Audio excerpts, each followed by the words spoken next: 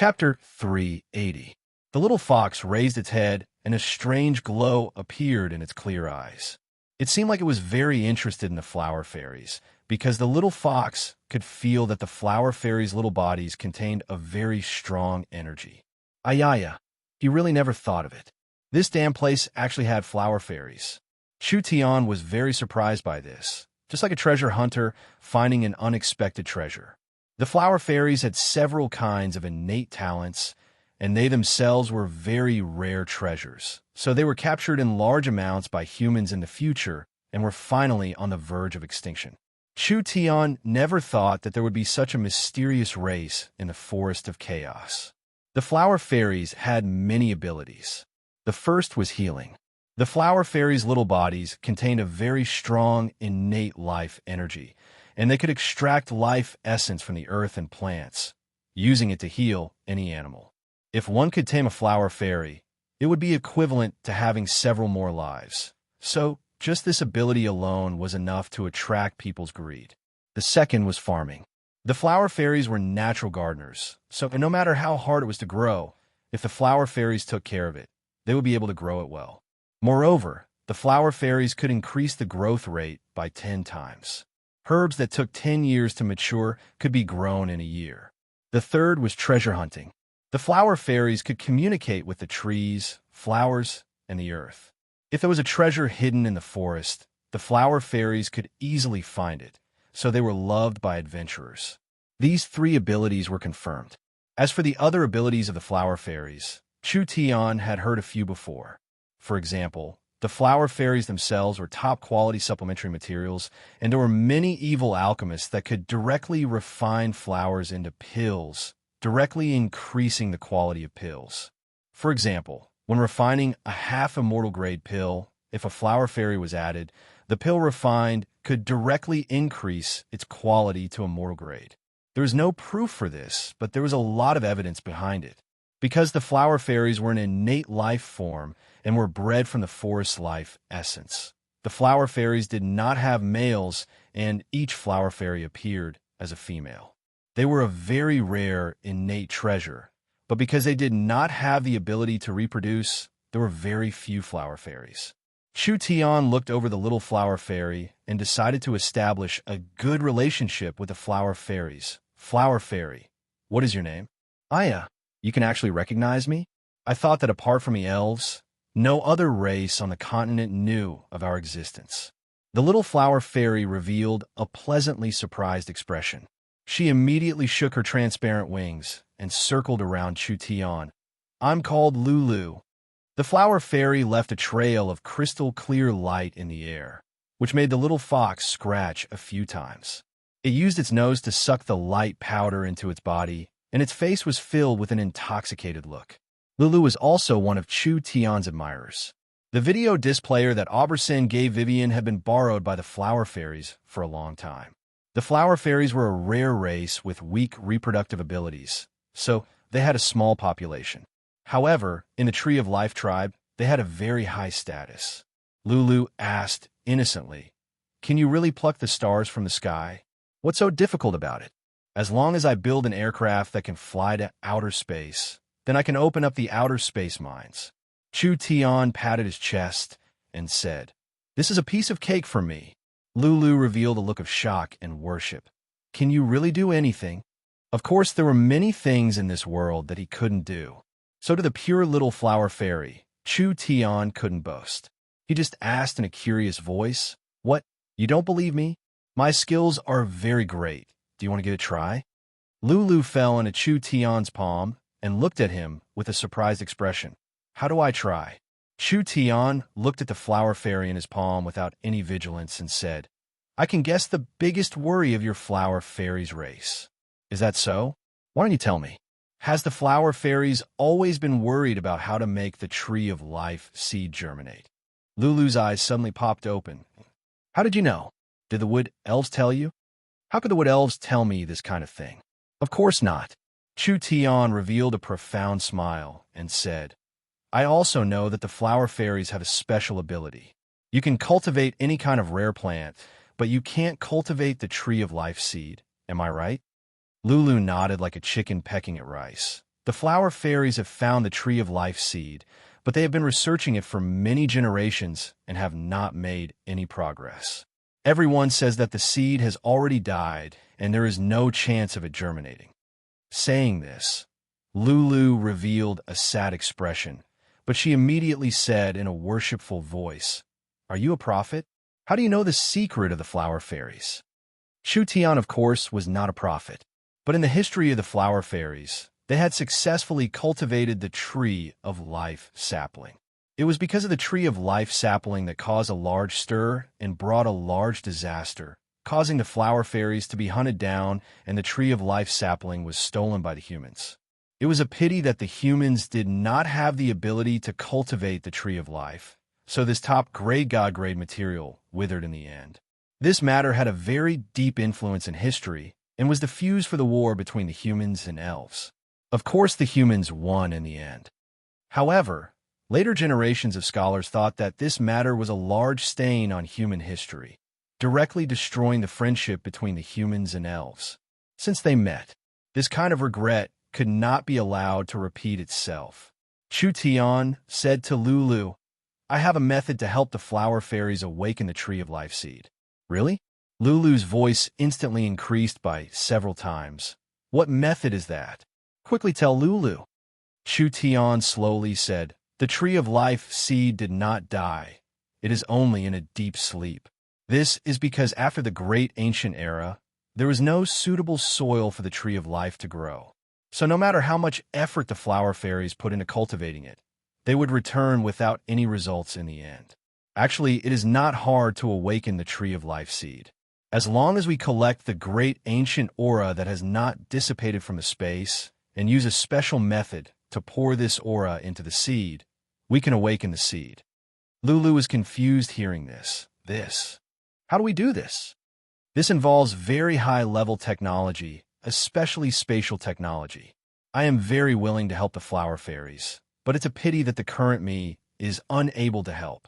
Chu Tian gave a sigh and said, "The tree of life is a divine object. Not being able to see it germinate is my regret." Lulu thought about it for a few seconds before flying up. "You don't need to worry. I will think of a way. I definitely won't let the wood elves kill you. I promise." After saying this, the little flower fairy charged out the window and instantly disappeared. The little fox rolled its eyes. Its master really knew how to trick little girls, but thinking of the smell of the flower fairies, it couldn't help licking it. If it could eat a few flower fairies, it would definitely be able to evolve. "Don't mess around." Chu Tian knocked the fox's head. "The flower fairies have a deep relationship with the elves. Do you want to become enemies with the elves?" The little fox gave a snort and spat out a mouthful of saliva in disdain.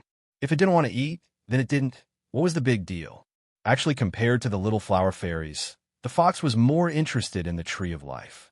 Although it knew that its master liked to trick people, his abilities weren't bad. Since he had made a solemn promise, perhaps he really could cultivate a tree of life. After a few days, Eldest brought Chu Tian out. The elven court had already been set up. Chu Tian was going to be judged by the elves as a suspect. The ancient Tree of Life tribe had not opened the elven court in 300 years. Because of Princess Vivian's relationship this time, it had attracted the attention of the tribe. When Chu Tian arrived at the elven court, he was stunned for a while. The elven court was in a strange forest, and there were several dozen giant trees scattered around it. Each tree was as thick as 20 people wrapping their arms around it, and they were like tall houses rising from the ground. There were many natural structures on the tree trunks that were filled with elves, and there were many elves standing on the branches. This tedious and complicated ceremony lasted for 2 hours before Chu Tian and Vivian were brought out. The surrounding elves were all discussing. It was the first time most of them had seen a human. When those young elven children saw Chu Tian appear, they were all very excited, but they were also very worried. On the tallest tree in the center, an elven old man stood up, and beside him were several elders of the Tree of Life tribe. This should be the main judge of this trial. I am the Elven Council's Vice Speaker, Ulysses. This old elf gave a simple introduction. Under the witness of the forest and life god, we will now begin the Elven Court's trial. Chu Tian was a bit impatient. We'll first ask the victim, the Tree of Life's third elder Aubersen, to come out. The elven elder Aubersen came out. He saw the little princess staring at him, and his heart couldn't help feeling a bit apprehensive. However, she was still a victim, and the little princess was too arrogant. If he didn't teach her a lesson this time, she would definitely cause trouble in the future. Chu Tian was already very impatient. The elves had too long of a lifespan, doing everything slowly. When could they be more efficient? At this time, several thumping sounds came from all around them. The elves all looked over in surprise and saw incomparably tall Trance slowly walking over. Ulysses asked in a surprised voice, "Why has the noble Trance suddenly come?" The Trance normally did not move, and most of the time they were motionless.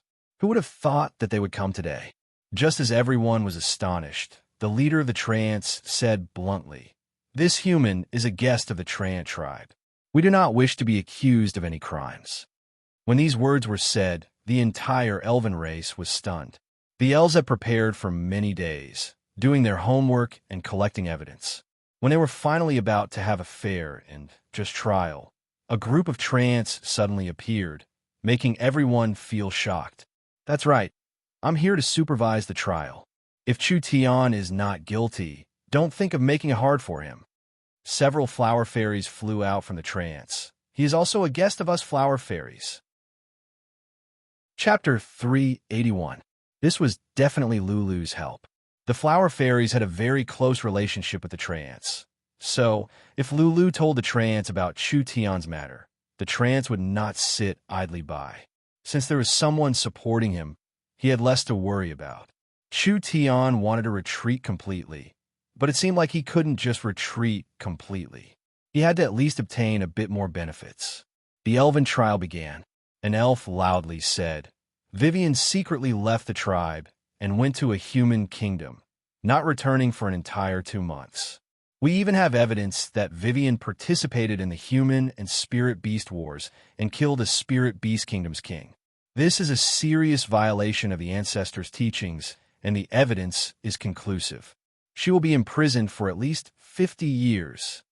He paused before saying, "Vivian stole the tribe elder Aubersen's immortal herb and gave it to the human Chu Tian. She even joined Chu Tian's organization, degrading herself and working for the humans, damaging the elven race's image. Then he led the humans back to the Forest of Chaos to fight with the spirit insects, killing several descendants of the Spider Queen Alexis, worsening the relationship between the elves and the spirit insects. This is very detrimental to the elven diplomacy, so he should be locked up for at least 100 years. Finally, he came to a conclusion. Vivian is the elven king's youngest daughter, but she did not set an example, instead corrupting the elven culture. She has a very bad influence, so I recommend that she be heavily punished. She will be permanently stripped of her princess status and be imprisoned for 200 years. 200 years. The elves all sucked in a cold breath. "Vivian, these accusations." Ulysses asked in a low voice, "What do you want to say?" Even for the elves, 200 years was half a lifetime. There were very few elves that received this kind of heavy punishment. Vivian's face was a bit pale, but she clenched her teeth and gave a snort, looking like she didn't care at all. Although Vivian has violated the tribe's rules, something rarely seen in the past 100 years. But for Princess Vivian to do this kind of thing, the human Chu Tian cannot escape his responsibility. Now it was time to settle accounts with Chu Tian. Vivian stole the immortal herb and gave it to Chu Tian. The person who invited Vivian to join the human company was also Chu Tian. Vivian being involved in the war between the humans and the spirit beasts, as well as the spirit insects, was all because of Chu Tian. Human abductions and robberies of elves have happened all over the continent. Raping, humiliating, and even forcing elves to engage in the filthy trade of flesh is not uncommon. This was something that all elves abhorred, and Chu Tian's method of using Vivian was exactly the same, so he had to be severely punished. I suggest the death penalty. The elves discussed with each other for a few minutes before they all nodded. If Vivian's sentence was heavier, then there was no objection to Chu Tian's sentence. This damned human was truly despicable. To actually use the pure and kind elf clan, this was simply unforgivable. These old elves had seen too many evil deeds. It was common for elves to be captured by human traffickers in the forest, and after these human traffickers caught elves, most of them would be sold to human countries. In the eyes of the elves, humans were a dirty race without a bottom line. Although the elves did not have any grudges against the humans, they did not like the human race at all. In their eyes, the humans that came into contact with the elves all had dirty intentions, so their motives towards Vivian were not pure. Letting the elves suffer this kind of storm, even if they were killed several times, it would be hard to recover from the negative effects. Ulysses said to Chu Tian, "Human, the elves are a just race. I'll give you a chance to defend yourself." "Defend my ass." The elves' faces fell. Chu Tian broke out in laughter. "I've long heard of the elves' stupidity. I've finally seen it today. No wonder the elves are declining on the continent. Not to mention comparing to humans, you spirit beasts can't even compare to them. Otherwise, how could you do such a stupid thing?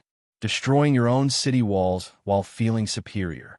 The elves were instantly angered. What kind of noble and proud race was this? Being compared to spirit beasts, this was no longer an insult. This was a naked provocation.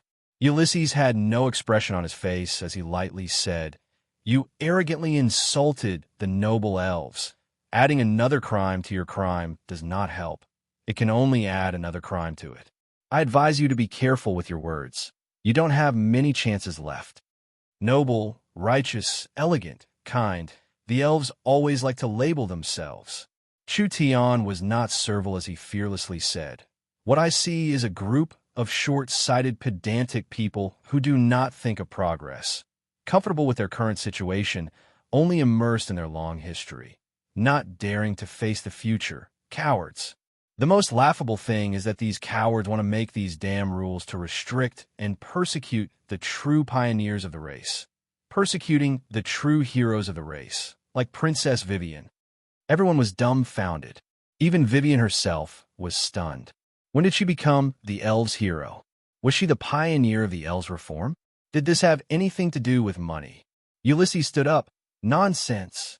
Since you've given up the chance to defend yourself, don't blame the elves for not giving you a chance." "Sir Vice Speaker." Chu Tian's words were sharp as he pointed at Ulysses. "I only want to ask you one question. Looking at your appearance, you should be over 600 years old, but you've lived for so many years. What have you done for the elves? What changes have you made to the elves with your high position?" Ulysses was a bit speechless as he said with a slight frown, "My race pursues freedom and rule by doing nothing. How could you vain humans understand that? The spirit beasts have almost crippled the elves, and you still want to rule by doing nothing? Since you want to rule by doing nothing, then what is the Elven Council for? You should just disband it." Chu Tian's words became sharper and sharper. Immersed in your race's past glory and immersed in your sense of superiority, the ones who are truly vain are you elves. Not abdicating your position, harming others and yourself. Do you really need to exterminate your race to wake up? Ulysses was finally angered. Even if the elves had good tempers, they still couldn't take Chu Tian's repeated insults. "All right, then I want to ask you, what does Vivian's actions mean to the elves?" Chu Tian passionately said to Vivian. Princess Vivian was moved by the elves and decided to find a way to save the elves. Finally, through Miracle Commerce's products, she learned of our new era's technology. In order to bring new technology to the elves, Vivian did not hesitate to steal an immortal herb and traveled tens of thousands of kilometers to save me. He told the whole story with embellished details. "I am a southern summer human. I did not know anything about the elven forest and did not know Princess Vivian. I was moved by Vivian's sincerity, so I took in Princess Vivian and taught her a high-level cultivation technique, as well as the world's best technology. Vivian knew the strict rules of the elves, so she hid in southern summer. She wanted to learn a peerless cultivation technique and master the best technology before coming back to lead the elves in a revolution. Who would have thought that our hearts were filled with sincerity? How could we be as dirty as you think?" The elves were all speechless.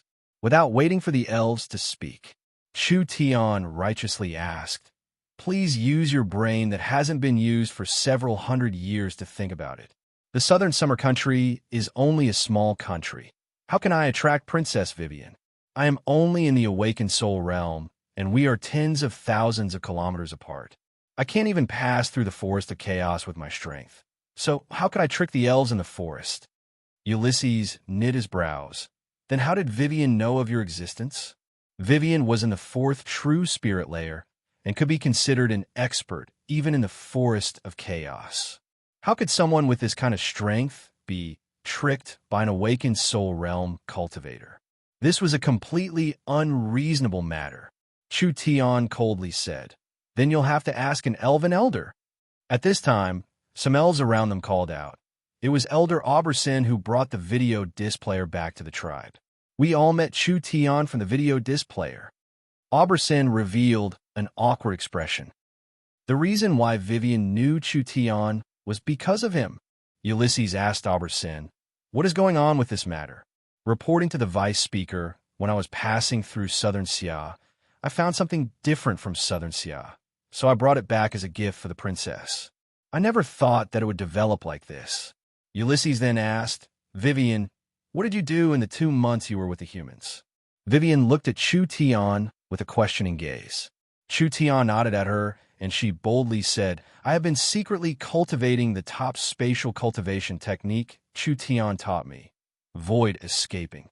I have also been learning the space warehouse. Spatial cultivation technique. The elves were all shocked. Vivian never had a suitable cultivation technique for herself. This was something everyone knew. Could it be that she had already grasped a spatial cultivation technique? This was simply impossible. How rare was a spatial cultivation technique? How could a human take it out? Ulysses then asked, what is this space warehouse? Before I was captured, I was a spatial engineer for Miracle Commerce. Vivian proudly stuck out her chest. I had already developed a space warehouse and wanted to complete a second one. Then I asked Chu Tian for permission to bring this space warehouse back for my clansmen to use. In the end, before the second space warehouse was completed, I was captured by you all. Vivian carefully explained the characteristics of the space warehouse to the elves. The elves all sucked in a breath of cold air when they heard this. Ildis and Auberson all stared with wide eyes. How could there be this kind of magical technology in this world? Could it be that the humans had already progressed to this level?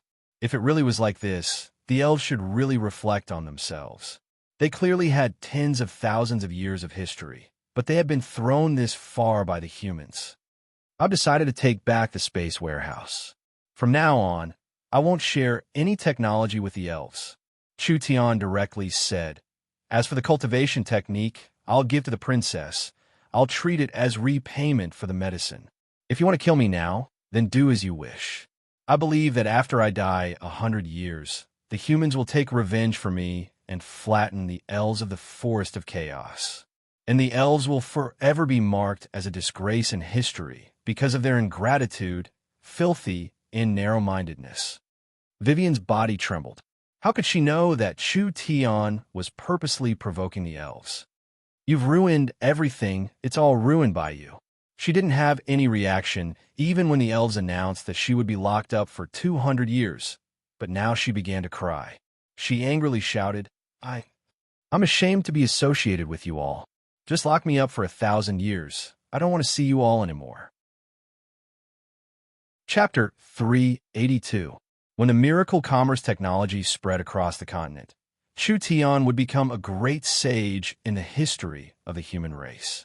Then what Chu Tian said would most likely happen. If they killed Chu Tian now, the elves would be cursed by the entire race, and it would become an excuse for the humans to attack the elves in the future. This matter could happen in 100 years, and 100 years to the elves was not a long time. Eldest thought of what Chu Tian said 2 days ago. She thought this human was just spouting nonsense, but now it seemed like it was possible. Did the elves really want to take this kind of risk to kill Chu Tian? The Tree of Life tribe's third elder Auberson had been to southern Xia before, and he had seen all kinds of magical products in southern Xia. When he heard Chu Tian's words, his heart couldn't help turning cold. Sir Vice Speaker, I suggest we stop here. As for the nature of this case, we should discuss it and collect evidence before making a decision. All right, Ulysses couldn't make a decision for a moment. We'll stop here for today. Chu Tian was not locked up by the elves. Rather, he was taken away by the Treant and flower fairies. Vivian saw Chu Tian sitting on the Treant and being escorted away by a group of flower fairies, making her feel incomparably defeated. She hadn't been in miracle commerce for a long time, but this was the first thing she loved from the bottom of her heart. If she lost it because of the elves, it would be an unprecedented blow to Vivian. Princess Vivian. Eldest walked in front of Vivian. The vice speaker wants you to go over and explain everything clearly. Vivian angrily shouted, "What is there to explain?" The elves looked at each other in blank dismay. The Trent size was related to their strength and age. In normal situations, the larger they were, the longer they lived and the stronger they were. When Chu Tian was brought to the Treant tribe, he immediately saw a 100-meter-tall Treant standing in front of him. It was like a towering mountain that he couldn't see the top of. Its branches were covered in dense leaves. Each leaf was bright, like jade, and emitted an incomparably vigorous life force. The Trent's legs were deeply rooted in the soil, as if it hadn't moved an inch for hundreds of years. Its wrinkled face was filled with the vicissitudes of time. The guardian of the forest, the leader of the Treants, Cenarius. This was an old Treant that had lived for over 10,000 years. With a casual slap, even a true spirit expert would be turned into meat paste. Not to mention the Treants were not a race that relied on brute force. It was hard to imagine the power accumulated in a 10,000-year-old Treant. Cenarius possessed unimaginable wisdom, and even the Elven King had to show him respect. "You're so brave." Lulu brought a group of flower fairies to circle around Chu Tian. In today's situation, you actually dared to impolitely teach the elves a lesson. It really broadened my horizons. But in recent years, the elves have been in a bad situation, so I hope you'll wake up. Chu Tian shrugged his shoulders. Wake up my ass. If they could be changed that easily, would they still be elves? The elves were naturally like this. It wouldn't have any use. Chu Tian walked in front of Cenarius and gave him a very polite bow. He said in a neither servile nor overbearing manner, "Respected guardian of the forest Cenarius, what orders do you have for this one?" Cenarius was one of the legends of the forest. No matter who it was, they would be very nervous when they saw Cenarius. But Chu Tian did not show any discomfort at all. Rather, his expression was calm and his words were appropriate, just like he was talking to an old friend. This made Lulu feel very impressed. "Young human," a deep and wise old voice seemed to come from the earth. "Your words about the elves are too extreme. The elves are not a race that likes to fight, so I'm afraid they cannot accept your point of view." Cenarius was a powerful Treant. As long as he wanted to, he could hear all sounds within several thousand miles, so he knew everything that happened in the elven court. Chu Tian calmly said, "The continent has been in turmoil since ancient times, but what is the reason? Is it a struggle for resources or land? No. All living beings in this world are born greedy, so they fight. They are born selfish, so they become thieves. They are born with ears and eyes, so they are infatuated with pleasures. They are born cruel, so they are destined to kill and kill. In such an environment, how could the elven clan be pure and clean? When the elves truly wake up, it will already be too late. Although my words are sharp, they are painstaking for the elves." Cenarius didn't comment on Chu Tian's words. "Your experience and wisdom are completely inconsistent with your age. It seems like you are hiding a secret that no one knows about. Could it be that this old thing saw something?" This was an old thing that had lived for over 10,000 years. Although Chu Tian thought highly of himself, in front of this kind of wisdom, he didn't dare be careless. But the Treants have never interfered with the elves.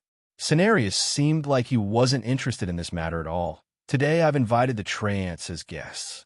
I want to talk about the elves or right or wrong. I just want to talk about the matter of the Tree of Life seed. I've heard from the flower fairies that you have a way to awaken the seed. How confident are you? Chu Tian thought about it and said, "The Tree of Life seed is an innate divine object. It won't die easily. However, wanting to awaken, it is not an easy matter. Although I have a certain amount of confidence, I am not 100% sure. I have to give it a try first. The Tree of Life was very important to the flower fairies, treants, and elves. If they could revive the Tree of Life, the survival of the three races would greatly increase. Chu Tian was a human in the end. Should they believe him or not? Cenarius did not directly state his position. The Tree of Life has never been seen by an outsider. So how do you know the characteristics of the Tree of Life? I've obtained a fragment of an ancient god's memory by chance. There are many things about the great ancient era recorded inside, as well as some secrets and records about the Tree of Life. From this crystal, I naturally understand the characteristics of the Tree of Life. Combined with my research in the spatial domain, I believe this is a very effective method. An ancient god's memory crystal? The treants were very shocked. The spiritual gods had been dead for countless years. For this human to obtain a memory crystal of a spiritual god, this was truly a great opportunity. Chu Tian was very interested in the treants because they were a strong ally. If he could obtain the trent support, miracle commerce will be able to move freely in the forest. So Chu Tian had already prepared all kinds of excuses and tricks. He wanted to trick the treants bit by bit, even if this was not an easy matter. After all, the trent's 10,000 years of wisdom was not just for show. Miracle commerce, the flower fairies, and the treants, if the three of us work together, it is completely possible for us to replant the ancient Tree of Life. The flower fairies Lulu and the others immediately nodded. They were at their wits' end. If they had Chu Tian help, this might not be a bad idea. The ancient Tree of Life had an inconceivable creative power.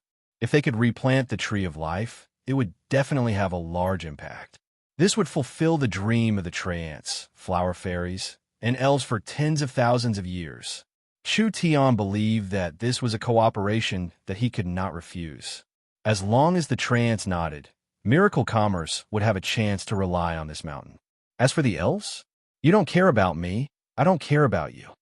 This matter, I have to think about it. Who would have thought that Cenarius would suddenly not say anything? Lulu, take the guest for a walk nearby.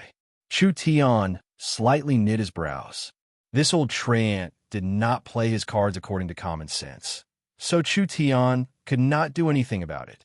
Cenarius did not want to say anything, but Chu Tian could not force him. He could only say, "Then I'll say my goodbyes." Lulu circled around Chu Tian in a very lively manner. Chu Tian, the treant forest is not fun at all. I'll bring you to the flower fairies garden to have a look. There will definitely be something you like there. The flower fairies have never had guests before, so everyone will definitely welcome you. Chu Tian's heart slightly skipped a beat. The flower fairies were famous for their divine planting skills. This flower fairies garden was definitely a treasure trove that normal people would not have a chance to touch. If Chu Tian had this chance, how could he give it up? The depression from not being able to sway the treants was swept away. All right, Chu Tian said with a nod. Then let's go to the flower fairies garden to have a look. Lulu revealed a smile and quickly circled around twice. She immediately flapped her wings to lead the way. The elven tribe, the treant forest, and the flower fairies garden. These three places formed a triangle, but there was a relatively large empty space in the center. Chu Tian asked in a curious voice, "Why is there an uninhabited forest between the three races?" Lulu slowed down and stuck close to Chu Tian's side as she said, "You must be talking about the Lost Forest. No one is allowed to enter that place, because although the Lost Forest is not big, there are often illusions in the forest. Once any animal is trapped in an illusion, they will be completely lost and will never be able to come out. There's actually this kind of thing." Chu Tian was suddenly a bit excited. "Are there ancient ruins or secret realms in the forest?" "That's not it." Lulu shook her head and said, "This is because there is a special or hidden in the Lost Forest. This or can directly interfere with one's mind, so people can't escape from an illusion." Geological reason? He was happy for nothing. But then again, this was a material that could directly interfere with one's mind, which meant that it was a spiritual attributed material. Even a powerful creature like the elves would be affected by this, which meant that the energy contained in this was very strong. Lulu saw that Chu Tian was deep in thought and couldn't help asking in a curious voice, "What are you thinking about?" "Oh, nothing much.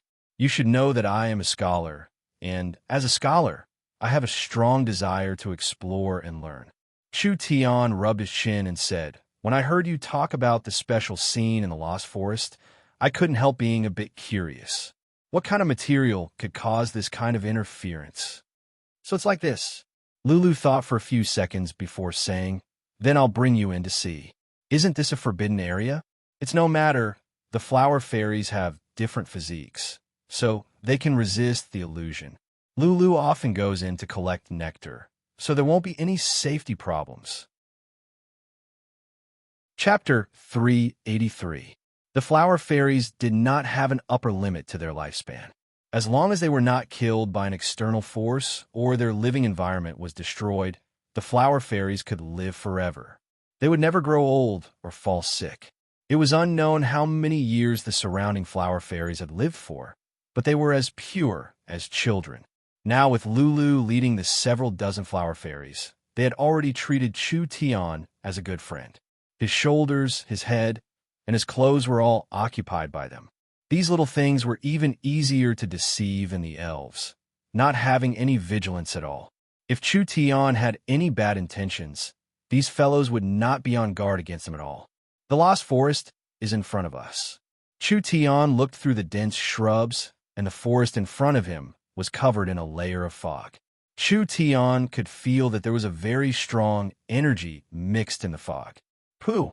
The little fox was like a dog that smelled a meat bun as it suddenly jumped out of Chu Tian's clothes. Its two black eyes flashed with a look of surprise as it jumped out of Chu Tian's body into the shrubs. Lulu quickly shouted, "Aya, it's dangerous." The fog in the Lost Forest was very dangerous. The spiritual energy radiating from the ground had been accumulated in the fog for thousands of years. Therefore, this fog was very destructive. Whether it was the elves, the treants, the demon beasts, or the insects, as long as they were living beings, as long as they had a thought, they would be affected by the spiritual energy and be forever lost in here. Lulu wanted to save the little fox, but she missed. The little fox turned into a mass of fog and teleported into the forest. The little fox stood in the fog and did not react at all.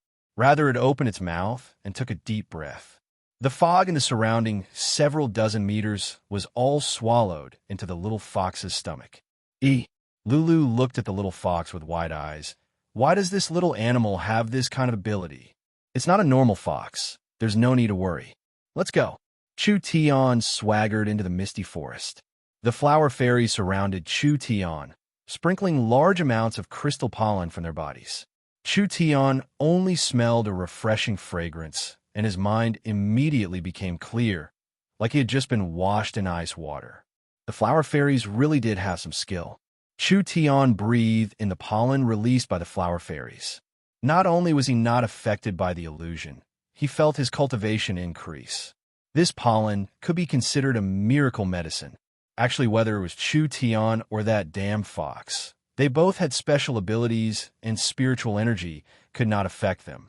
However, with the little flower fairy's special treatment, Chu Tian was happy to enjoy it, so he swaggered inside. This was the place where the ancient tree of life grew, so it was where the spiritual veins of the continent intersected. The spiritual energy here was very rich, so the treants, elves, and flower fairies lived here. In the surrounding forest, there were countless rare herbs and materials. If the other areas had been harvested by the elves, then the dense fog forest was undoubtedly a virgin land. For thousands of years, not many elves had set foot here. The flower fairies would at most gather dew and nectar. They would never gather materials. When Chu Tian walked into the dense fog forest, the ground was covered in herbs. There were very few level 2 herbs. Most of them were level 3 elixirs, and there were even level 4 elixirs. Chu Tian stepped on a patch of grass and casually picked up a blade of grass. This grass looked very normal, but its roots were very thick and long, containing a dense spiritual energy. Blissful grass. Chu Tian recognized this grass. This kind of grass could be made into a kind of hallucinogen, which could be mixed with tobacco leaves or taken directly. In the end, it would be replaced with a strong mental stimulation, making people feel unparalleled pleasure, so it was a very valuable enjoyment item. This is a good thing. When Chu Tian traveled the continent in the past, he had seen it in a few royal families. The price of a single bag of high-quality blissful grass was enough to buy a city of several million people in a small kingdom. The grass Chu Tian was standing on had over 1 million stalks of high-quality blissful grass, all of which were several hundred years old. If this grass was flattened, a country like the Southern Summer Country could buy several of them. The blissful grass was the most common herb in the Lost Forest. The little fox didn't even look at it. It burrowed into a shrub and grabbed a plant that looked like ginseng. The moment it pulled it out, it immediately discovered that the root of the herb was shaped like a human. Not only did it look like a human, it was almost like a living creature. Its 4 limbs were constantly struggling, and it emitted a destructive spiritual sound wave from its mouth. Level 2 half immortal herb, morning ginseng. Chu Tian didn't have time to stop it before the little fox swallowed it into its stomach. Then it used its 4 limbs to find another good herb. Chu Tian's nose almost went crooked from his anger. This fellow really didn't have the awareness of a pet. Chu Tian didn't have a way to stop it, so he could only swallow his anger and walk through the forest. At worst, he would think of a way to dig some out of this fellow's stomach. We can see the ermine in front of us. Lulu flew forward, and wherever it went, it would scatter pollen, guiding Chu Tian forward. In this kind of environment, divine sense was useless, so he could only rely on the flower fairy to lead the way. Chu Tian stepped over the top-quality herbs on the ground, but he was suddenly stunned because Chu Tian finally saw the ermine. This was clearly a crystal mine, and it was very rich, with large amounts of crystals being exposed to the surface. These were crystal bamboo shoots that looked like bamboo shoots. This kind of crystal stone that hadn't been refined was very rare in the natural world. It could only mean that the ore was very large and the purity was very high. It could even skip the purification step, and it could be used as long as it was dug out.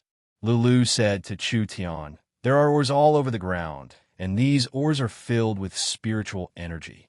The flower fairies and trance don't know how to use them, and the elves don't know how to use them. So this mine has been left here for thousands of years with no one caring for it." Chu Tian walked in front of a crystal bamboo shoot. The naturally formed crystal bamboo shoot was square-shaped. Although it wasn't a regular shape, this kind of large and pure or still made Chu Tian feel very shocked. The most important thing was that this was a spiritual attributed material. The spiritual attributed was one of the rare attributes. No matter what kind of spiritual material it was very, very precious. Only this era's technology was lacking, so they hadn't found a way to use it yet. Chu Tian reached out and placed his hand on the spiritual energy. Lulu quickly said, "Be careful. The spiritual energy inside is very strong. If it invades your body, you'll suffer a disaster. Relax, I have a way to overcome it." The instant Chu Tian placed his hand on the crystal bamboo shoot, he felt his body tremble. A large amount of fog appeared around him, and the entire world became silent. The flower fairies were gone. The forest was gone. The sky was gone. The earth was gone. There was only a world of white fog. This was the spiritual world created by the crystal bamboo shoot's spiritual energy. However, the crystal bamboo shoot's spiritual nature was neutral, so it didn't create nightmares, nor did it create beautiful fantasies. There was only a vast expanse of white fog. This spiritual power was so powerful that it could make people sink into it forever and eventually die of exhaustion. The crystal bamboo shoots in the Lost Forest were even more dangerous than high-voltage electricity. As long as a normal person touched them, large amounts of spiritual energy would enter their body and cover their mind, blocking all senses and thoughts. Even if they were saved by their companions, they would forever be in a vegetative state. So strong, so strong. I never thought that I would encounter such a high-quality spiritual crystal. With a thought from Chu Tian, the nine-eyed demon god's energy came out, and the incomparably thick white fog instantly evaporated. Chu Tian returned to the Lost Forest, and he took his hand off the crystal. Lulu looked at Chu Tian in surprise. She was very curious why Chu Tian wasn't affected at all. Can I dig out a piece to study? You don't need to be this polite. Not to mention things that no one wants. Even if it's an important crystal, as long as you want it, the flower fairies will give it to you without any hesitation. Chu Tian smiled slightly and did not say anything else. He immediately dug out the 10-kilogram spirit crystal. He found a large piece of leaf and wrapped the spirit crystal around it a few times. This way, he could avoid direct contact with the spirit crystal, which would cause his mind to be affected. All right, I've already seen it. Now let's go see the flower fairies' home. All right. The flower fairies happily flew around Chu Tian a few times and immediately led Chu Tian away from the lost forest. When Chu Tian arrived at the flower fairies' garden, the scene made Chu Tian dumbfounded. The flower fairies lived in a sea of flowers. The mountains and valleys were all filled with different colored flowers, with the big ones being the size of a house, and the small ones being the size of a grain of rice. There were some that were as pure as a crystal, and some that were as noble as emeralds. There were many beautiful purples and reds that were very shocking. There was a thick fragrance from the hundreds of flowers that made people feel like they were walking in a dream world. There were several hundred flower fairies moving through the garden. The flower fairies did not live in houses, but rather in the blooming flowers. Each flower fairy was in the shape of a little girl, and they were flapping their transparent wings, dancing like butterflies in the flowers. Wherever they flew, there would be a large amount of glowing dust. Chu Tian said in a very shocked voice, "This is too beautiful." The flower fairies were very pure creatures. When Lulu and the others heard Chu Tian's praise, they all revealed smiles and immediately led Chu Tian into the garden. When the other flower fairies knew that Chu Tian had arrived, they all gathered around him. Just like several hundred beautiful butterflies, they surrounded Chu Tian and pulled Chu Tian to the flower fairies' place as a guest. The humans of this era did not know of the existence of these flower fairies, so they did not have any guard against humans at all, although the elves were also kind creatures. In comparison, Chu Tian liked the flower fairies more, because the flower fairies were simple and did not have any etiquette. They were as pure as crystals and were not complicated like the elves. This kind of race would be heavily persecuted by humans in the near future. When the flower fairies used the power of their race to cultivate the world tree sapling, they were deceived by humans, causing the sapling to be taken away. Countless flower fairies were captured and trained as slaves by humans, and there were even some flower fairies that were turned into pill materials by alchemists. Finally, this pure race became extinct. None of this had happened yet. Since he came to this era, Chu Tian needed to change these matters. Chapter 384.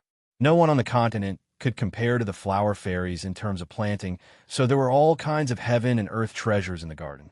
There was no lack of immortal grade treasures, so it was no wonder the humans liked to invade the flower fairies' territory.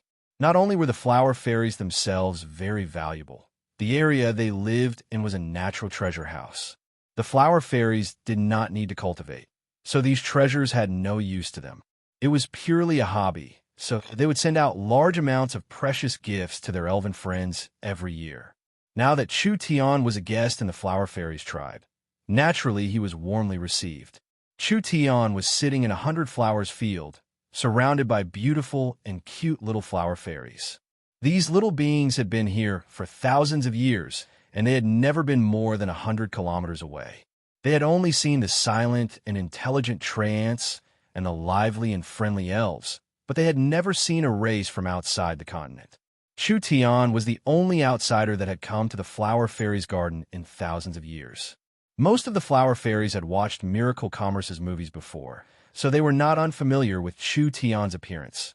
Rather, they had a very familiar feeling. Therefore, when Chu Tian came to the flower fairies' garden, almost all the flower fairies ran over to see him. With a rough estimate, there were at least 2,000 flower fairies living in the garden. This was a very large number for the rare flower fairies. After all, the flower fairies were innate life forms. They could not reproduce after birth. Each one was a treasure bred by the forest. This is the fairy wine. Only the flower fairy's best friends can taste it. Several flower fairies worked together to bring over a flower. The 7 colored petals were tightly packed, releasing a dense vitality. The flower bud was blooming, and there was a gentle glow coming from it, as well as a liquid flowing inside. Chu Tian took in a soft breath. Suddenly, an incredible energy spread throughout his body.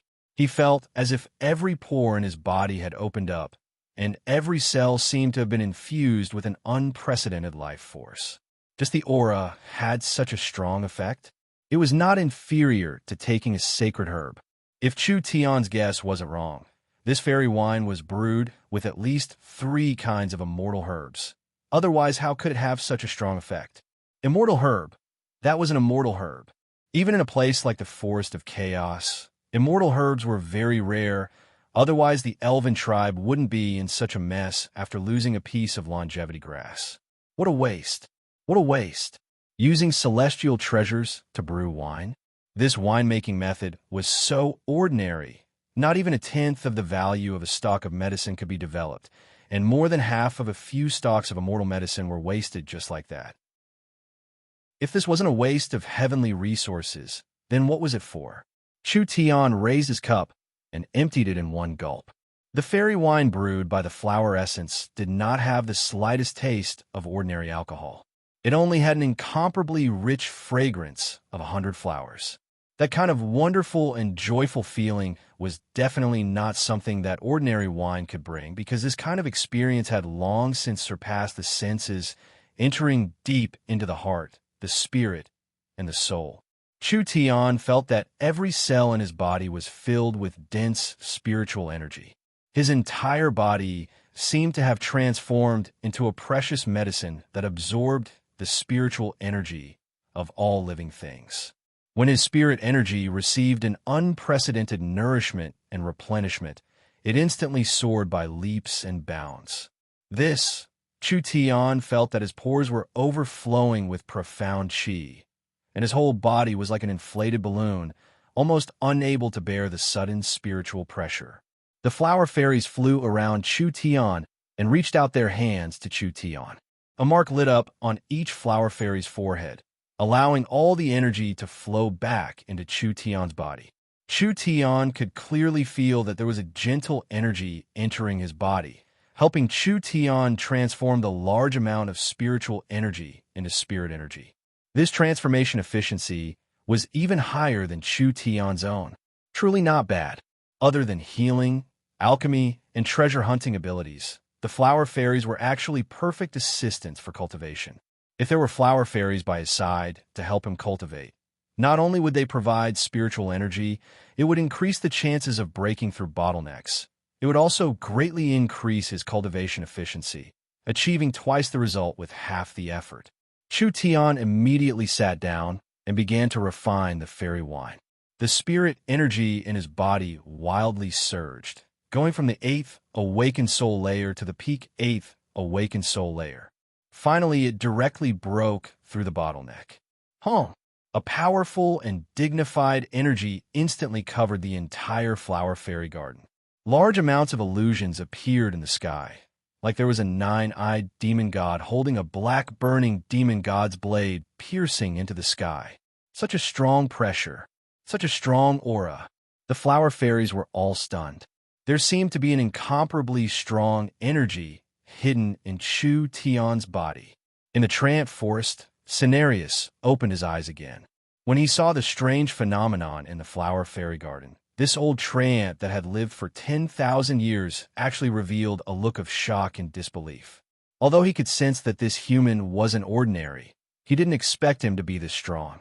This potential was the most terrifying that Cenarius had ever seen in his life. In his long memory, he couldn't find anyone that could match it. Elven tribe. Vivian first demonstrated the void escaping cultivation technique, which made the elven elders feel an unprecedented shock. This special and incomparably creative spatial movement technique was a miraculous existence.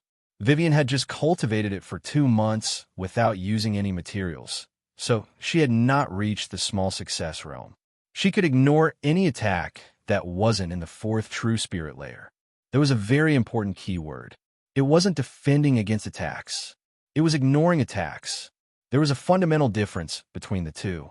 A true spirit cultivator could easily block a body refinement cultivator's attack, and even if 1,000 body refinement cultivators surrounded them, they wouldn't be able to kill a true spirit cultivator. But no matter how weak a body refinement cultivator's attack was, a true spirit cultivator would still consume spirit energy to block it. 1,000 body refinement cultivators couldn't kill a true spirit cultivator. 2,000, 3,000, 10,000, 100,000? Once a true spirit cultivator ran out of spirit energy, they weren't any stronger than normal people. Low-level cultivators could use numbers to kill high-level cultivators. But it was different when cultivating the void escaping. Vivian was no longer defending against low-level cultivators' attacks. Rather, she was avoiding them on a spatial level, ignoring any cultivator's attacks. As long as they didn't reach the upper limit, it didn't matter how many there were. Vivian could ignore attacks from cultivators below the fourth true spirit layer. This meant that even if she passed through an army of 1,000,000, she wouldn't be injured at all. Even if there were 1,000,000 first and second true spirit layer cultivators attacking her, as long as the attack was strong enough to break the spatial barrier, then no matter how many there were or how long the attack lasted, it wouldn't matter. Not only would Vivian not be injured at all, she wouldn't even consume a bit of spirit energy. What mysterious cultivation technique. What a sensational effect. If it was cultivated to the large success realm, with Vivian's cultivation in the fourth true spirit layer, she would be immune to attacks in the seventh or eighth true spirit layer. Vivian had an innate spatial attack. Others couldn't attack her, but she could attack them. This was simply unsolvable. Of course, the elves didn't know enough about the void escaping. This void escaping was indeed immune to all physical and energy attacks, but spatial attacks, soul attacks, and divine sense attacks could still deal with her.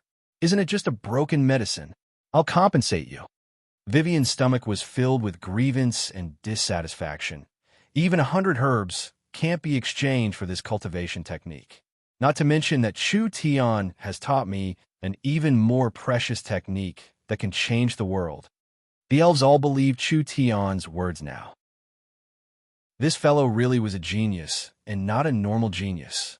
Ulysses suppressed the shock in his heart. Then what spatial technology? Please show it to us. Vivian definitely couldn't summon the space warehouse. Although she had the space warehouse's technology, the energy source was a problem the elves couldn't solve. Only Miracle Commerce's special energy column could provide a stable and efficient source of spirit energy. Therefore, once they left Miracle Commerce, Vivian couldn't use the space warehouse. However, Vivian had drawn the incomparably profound spatial source energy array. When they saw the unprecedented source energy array, each elf's mind almost collapsed. How was this technology? This was simply a miracle. The elves had always been proud. This was because the elf civilization was several tens of thousands of years older than the humans. The elves all had profound knowledge and could compare to the top scholars of the human race. So the elves didn't put the humans in their eyes. Although they knew that the human civilization was developing quickly, if they wanted to catch up to the elves, it would be impossible in 10,000 years. When this source energy array appeared in front of them, the elves' pride and self-respect was completely crushed. The elves didn't need to feel how magical the space warehouse was. Just this spatial source energy array in front of them was already a technology that the elves couldn't compare to in tens of thousands of years. When had the human civilization developed to the point where the elves had to look up to them? This was the first time they felt a strong sense of defeat. At the same time, they felt a sense of danger. The elves were fighting with the spirit beasts, fighting for the position of the continent's #1 race. But the super races had already quietly risen. Whether it was the intelligent elves or the brave spirit beasts, they had all underestimated the humans. There was indeed a misunderstanding on this matter. Chu Tian had this kind of cultivation technique and technology, so why would he cheat the elves of a level 2 immortal herb? This didn't make sense at all. Vivian said, Whether it is strength or civilization, the humans can't compare to the elves. Only Chu Tian is different. His wisdom surpasses the elves by at least 100,000 years. Ulysses quickly said to the elves beside him, "Immediately invite Chu Tian back." Although this was very shameful, the elves didn't dare move against Chu Tian. If the elves really killed Chu Tian, not only would their entire race be shamed, it would also set the stage for a war between the humans and the elves, whether he was alive or dead. This person's actions were enough to change the continent's history. When the elves came out, the world began to tremble. A magnificent heaven and earth phenomenon appeared from the flower fairy gardens, and the elves were stunned once again. Chapter 385. Chu Tian had jumped 2 levels after drinking a cup of fairy wine, going from the 8th Awakened Soul layer to the peak 8th Awakened Soul layer and then to the 9th Awakened Soul layer. Moreover, he did not go into closed-door cultivation for several days, and the entire process was completed in an hour. This was something that could not have been done before. It was all because of the strength of the fairy wine and the flower fairy's help. Life really was full of surprises. He had accidentally become stronger by a large amount again. When he was caught by the elves, how could he have thought that he would have this kind of fortuitous encounter? Chu Tian opened his eyes and did not have time to speak before he saw the little fox lazily lying in the grass. There was a group of flower fairies serving it, bringing out all kinds of precious nectar and strange fruits. The little fox did not reject anything as it stuffed it into its mouth. It had directly drank more than 10 cups of the incomparably precious fairy wine. Lulu and the flower fairies also had surprised expressions. "The little white fox is not full yet. Take out a bit more." "Don't take it, don't take it." Chu Tian quickly jumped up. "This fox can't eat its fill. It's useless no matter how much you take. Moreover, it only eats and doesn't poop. So no matter how precious it is, it's a waste." Damn fox. Damn fox. Taking advantage of the master not paying attention to eat and drink, how many priceless resources were wasted. If these resources were given to Father, it would be more than enough for him to reach the 1st to 2nd true spirit layer.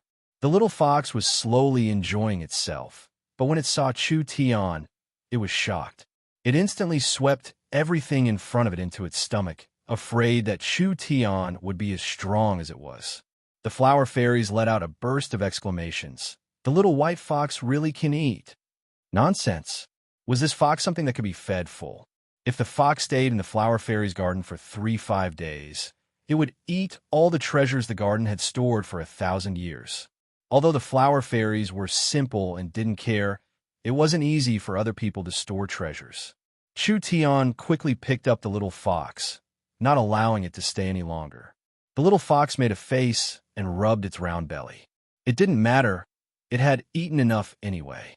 After all, it had eaten a large amount in the Lost Forest, and now it had eaten in the Flower Fairy's garden. The energy it had accumulated was very strong. Even for the little fox, it was still full. This is the gift that little Baihu wants. Several flower fairies carried several purple puppets over. When the little fox saw the puppet, it immediately revealed a happy grin. It bluntly used its claws to grab it and cupped its hands to the flower fairies. It made a grateful gesture, making the flower fairies laugh. These things were none other than 3 soul puppets. In order to cover the retreat of Southern Xia's front line, the little fox puppet was dropped there and couldn't be retrieved. From then on, the little fox no longer had the ability to summon. Now that the flower fairies had sent 3 soul puppets, each one was of a higher quality than before. This meant that the little fox could store the source spirits of 3 powerful demon beasts, and its battle strength would be even stronger in the future. Lulu flew in front of Chu Tian and said, "The fairy wine is really helpful to you. We'll get you a few more cups." The enthusiasm of the flower fairies made Chu Tian very moved. "No, there's no need." Chu Tian was not being polite, but he was limited by his current strength. A single drop of the fairy wine was enough to have a large effect on him, and he wouldn't be able to completely absorb it in a month. Now that he had broken through 2 levels, he really couldn't drink a treasure like the fairy wine. Good things can be tasted. If it is too much, it will become cheaper. I'll leave it for my future guests. Chu Tian did not have the little fox's abnormal digestive ability. If he drank another cup of fairy wine, perhaps it would harm his body. The flower fairies needed a long time to brew a cup of fairy wine. This kind of top-quality, immortal wine couldn't be wasted. Thank you very much for helping me increase my cultivation base. Chu Tian did not have any good points, but he had to repay a drop of water.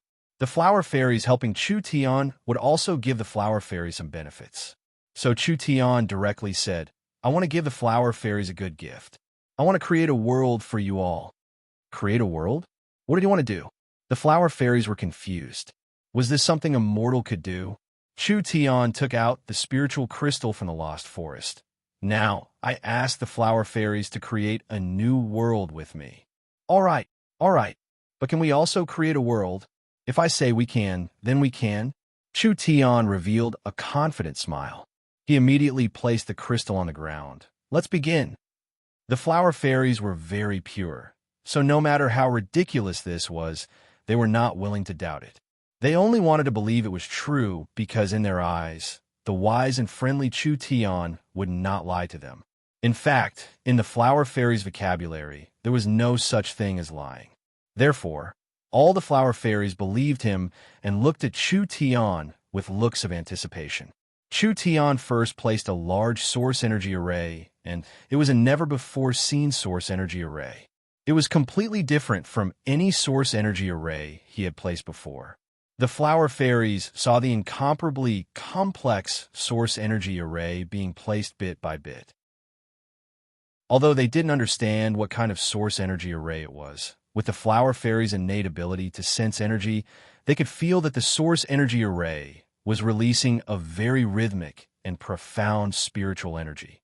Chu Tian placed the spiritual crystal in the eye of the source energy array and then had the little fox spit out several energy pillars. He placed the energy pillars at the base of the array, and the entire source energy array was instantly activated. A strong and vigorous spiritual energy continued to flow through the large array. Although it couldn't be seen, it could be felt as a spiritual barrier. Spiritual energy was a rare kind of energy. The continent did not know the principle behind this energy. Therefore, using a source energy array to express spiritual energy was something that the current civilization could not do. Therefore, there was no doubt that this was something that surpassed this era. Chu Tian said to the flower fairies, "Come with me." After saying this, Chu Tian walked onto the source energy array, and the flower fairies followed. When the flower fairies entered the source energy array, they immediately felt spiritual energy enter their minds. With the flower fairies' innate talent and physique, they could easily resist this kind of spiritual energy. Chu Tian said, "Open your mind and accept it." The flower fairies did not have any vigilance and immediately did as Chu Tian said. The spiritual energy slowly and steadily entered their minds. Everyone was quickly affected by the spiritual energy, and illusions began to appear around them. Lulu and the sisters found that they had appeared in an endless prairie. The prairie was very vast, and they couldn't see the end. When the warm wind blew into their bodies, it made them feel warm. Even if they knew it was an illusion, it still felt like it was real. At this time, there was a strong wind coming from above, and a large shadow covered the ground. When the flower fairies looked up, they were all stunned by what they saw. A 50-meter-long green dragon was currently spreading its large wings. It was as shocking as a mountain as it appeared above their heads. Lulu, Chu Tian stood on the back of the giant dragon and looked at the flower fairies with a proud expression. "I'm here." The flower fairy's eyes went wide in surprise. Chu Tian gently snapped his fingers, and the green dragon exploded, turning into countless flower petals that fell down like beautiful rain, instantly covering the grass. Chu Tian landed on the ground like a feather. "This is all an illusion. I have already given you spiritual permission, so you can also do it. Give it a try." The flower fairies used their spiritual energy. A large number of trees suddenly rushed out of the originally endless grassland, instantly covering the entire grassland. The originally grassland suddenly turned into a boundless forest. The flower fairies quickly discovered this. In this spiritual world, there was nothing they couldn't do. As long as they wanted something, they could make it appear. An illusion was not strange. It was not strange to be able to control an illusion. It was hard to imagine such an incomparably realistic and unscrupulous illusion that could be controlled as one pleased.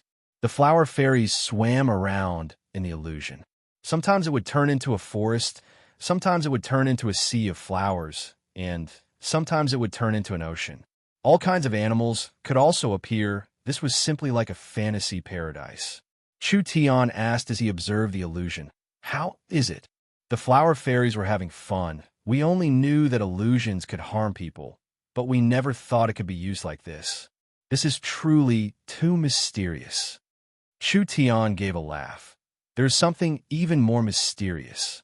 The spiritual world's time is not the same as the material world. I can greatly slow down the flow of time in the spiritual paradise.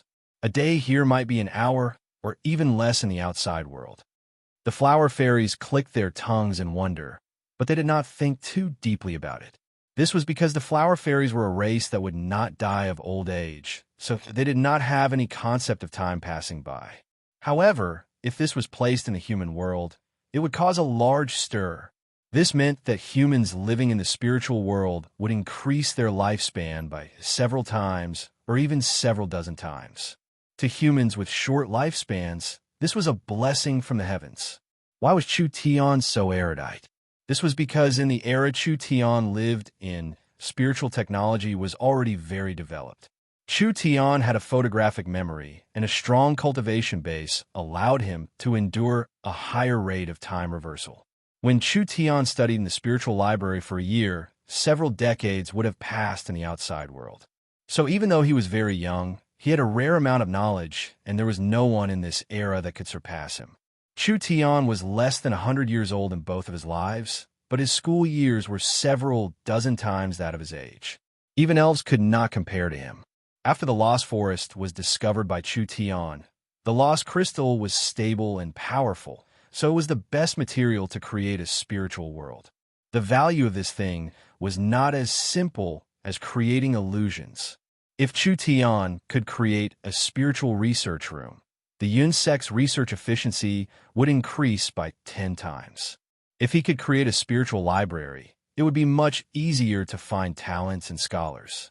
Even when the spiritual technology research reached its peak, Chu Tian could create a spiritual network. This network would connect every person's mind, forming a spiritual network that covered every race, the forest, and even the continent. The spiritual world would become a second world to the real world, and everyone would have a new identity in the spiritual world. There would be all kinds of entertainment, learning, communication, living, and etc. The continent would enter the era of the spiritual network. Chu Tian, Vivian, and the elves worked together to open the spatial technology. Now they planned on working with the flower fairies to explore the new treasure of spiritual technology. Chapter 386. Why did he cooperate with the flower fairies? Actually, not mentioning personal feelings, the flower fairies were people worth roping in. This was an outstanding support race. Healing, treasure hunting, planting, scouting, assisting in cultivation, and assisting in battle. With many different abilities, they were natural helpers. The flower fairies were very pure, so there was no need to be on guard against them. Moreover, once the flower fairies trusted and supported him, they would do their best to help him. Because they were innately born, the flower fairies were very suited to building a spiritual world and a spiritual network. Not everyone could create a spiritual space. Every spiritual space was like opening up a new world. Everything, including the operating laws, was created by the Creator one by one. If the laws of the spiritual space were unstable or conflicted, the spiritual space would not last long and would be destroyed. Chu Tian did not have anyone qualified for this job yet. Just like how spatial engineers needed innate spatial energy, spiritual engineers needed innate spiritual energy. Even after several tens of thousands of years, spiritual engineers were a profession comparable to alchemists and array masters, or even more popular. This was because there were many people that could become alchemists and array masters, but there were very few that could become spiritual engineers. After all, spiritual energy was very rare, and this made the price of a spiritual engineer very high. There was a large demand for spiritual engineers. This was because a spiritual space that could hold tens of millions or even hundreds of millions of people without collapsing, it needed an engineer to create and maintain it. Of course, Chu Tian's current source energy computer had not been developed yet, so he could not calculate the spiritual parameters with the computer's supercomputing power. Therefore, it was impossible to create a large spiritual world that could hold a country or even a race. However, if he could train suitable people, a small spiritual space was not a problem. Chu Tian had the basic knowledge of spiritual energy, and the flower fairies were innately more sensitive to the laws of nature than normal beings. Moreover, the entire race had innate spiritual energy. The flower fairies were without a doubt a very good choice. This was a very good opportunity for the flower fairies. There was no race in this world that could be biased. The forest of chaos followed the dark law of the forest. But wasn't the entire continent the same? The personalities, beliefs, and lifestyles of the various races were different, and these differences were the source of conflict. War could not be avoided, and the weak would always be enslaved by the strong. The flower fairies did not have any battle strength, but they were very precious. If they were discovered by humans, spirit beasts, or other races, the final result would not be good. The entire elven race was declining, and they could barely take care of themselves, so this protective umbrella could not be relied on. If the flower fairies wanted to survive, they could only rely on themselves. If they cooperated with miracle commerce and gained control of the spiritual technology, the flower fairies would have a place on the continent. It would be enough for them to negotiate with other countries and provide their race with a stronger foundation. Chu Tian began to persuade the flower fairies. Can we create more mental spaces? You can even create a virtual world directly so that people of different races and identities can communicate in it. The flower fairies lived carefree lives, not having any sense of suffering and not pursuing material pleasures. Only spiritual and artistic things could attract the love and pursuit of the flower fairies. Chu Tian had drawn a perfect blueprint in just a few words, making the flower fairies yearn for it. The flower fairies were a race that was hard to win over. This was not because their personalities were bad. Rather, it was because the flower fairies' personalities were too good, so they were hard to win over. Why are there wars in the world? Why was there killing in the world? Why was there plundering in the world? That was purely the result of human desire, just like what Chu Tian and Cenarius had said. Humans are greedy, so there is competition. Humans are selfish, so there are thieves. Humans are greedy, so there are people who are obsessed with pleasure. Humans are cruel and greedy, so there is killing and violence. The flower fairies were different. They were born from the spiritual energy of the world, absorbing the essence of all living things. They would not grow old, would not get sick, and had no desires. They were naturally happy, so they were easily satisfied. They could not be easily moved. It was hard to use money, resources, love, or other benefits to entice them. There is only one recorded human method to control the flower fairies, which was to create a kind of mind-destroying medicine. With a special method to forcefully tame them, the flower fairies would lose their nature and turn into puppets, allowing the humans to control them. Chu Tian was not stupid enough to explain how great the future of this technology was. What use did it have for the flower fairies? A race that did not need to eat, drink, and cultivate. How could they be interested in making money? What meaning was there in changing history to the flower fairies? A race that had no parents, no country, and did not age or get sick. What meaning did it have? But Chu Tian believed in one thing. It was impossible for a being to not have any desires. The flower fairies were immortal, but the flower fairies were very dependent on their environment. If their environment was destroyed, the flower fairies would not be able to live. Look, The people of the continent were building houses, castles, palaces, and lakes. They were wantonly cutting down forests, wildly hunting animals, and polluting the environment. The Forest of Chaos was very large. The forest was in the middle of several empires. Who could guarantee that the Forest of Chaos would remain the same after tens of thousands of years? So they had to develop spiritual technology. Because people had rich spiritual energy, their pursuit of material things would decrease. Didn't people like destroying things? They could just destroy things in the spiritual space. Didn't people like palaces and temples? They could just build them in the spiritual space. This virtual world wouldn't pollute the environment no matter what. Chu Tian used reason to move the flower fairies, making them feel that it was very reasonable. The only thing they cared about was their homeland. So once spiritual technology was popularized, people could reduce the amount of war and natural pollution. The flower fairies all looked at Chu Tian in worship. Intelligent, smart, kind, and far-sighted, the flower fairies were too lucky to have this kind of friend. The flower fairies trusted and worshipped Chu Tian, and adding in their love for spiritual technology, as well as Chu Tian's environmental protection, the flower fairies finally made an important decision. They wanted to join miracle commerce. They wanted to create a spiritual era. Chu Tian sat on the ground chatting with the flower fairies, and the flower fairies became more and more excited. Their lives were very ordinary before, gathering dew and pollen every day and taking care of the garden when they had nothing to do. They never had a goal in life. But now it was different. The flower fairies wanted to learn spiritual technology from Chu Tian. They wanted to use the crystals in the lost forest to create an interesting and fun spiritual space. It's done. They had another reliable ally. Chu Tian could really be proud. This could be considered a first.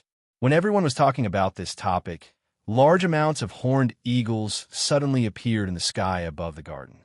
There was an elf holding a bough riding on the back of each horned eagle, and the one leading them was a powerful dragon eagle. It's the elves. This is bad. They must be here to capture Chu Tian. The flower fairies were now completely convinced that Chu Tian was not a bad person.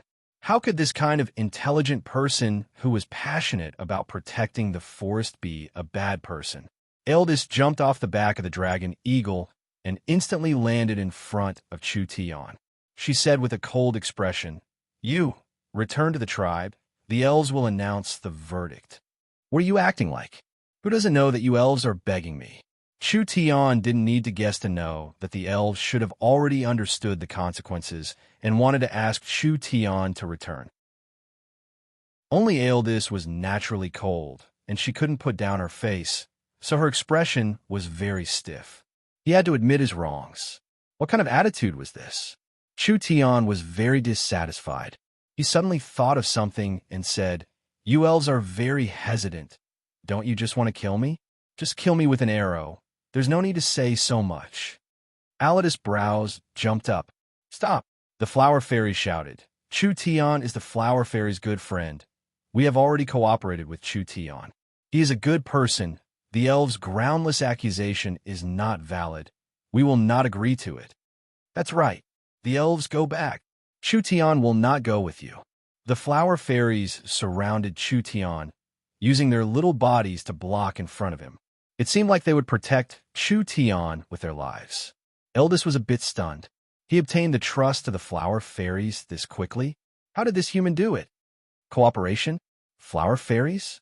This kind of saying was enough to make the elves surprised. The flower fairies were a mysterious race, but in the end they were a weak race without any battle strength. Moreover, their population was very small, only a small group in the entire forest.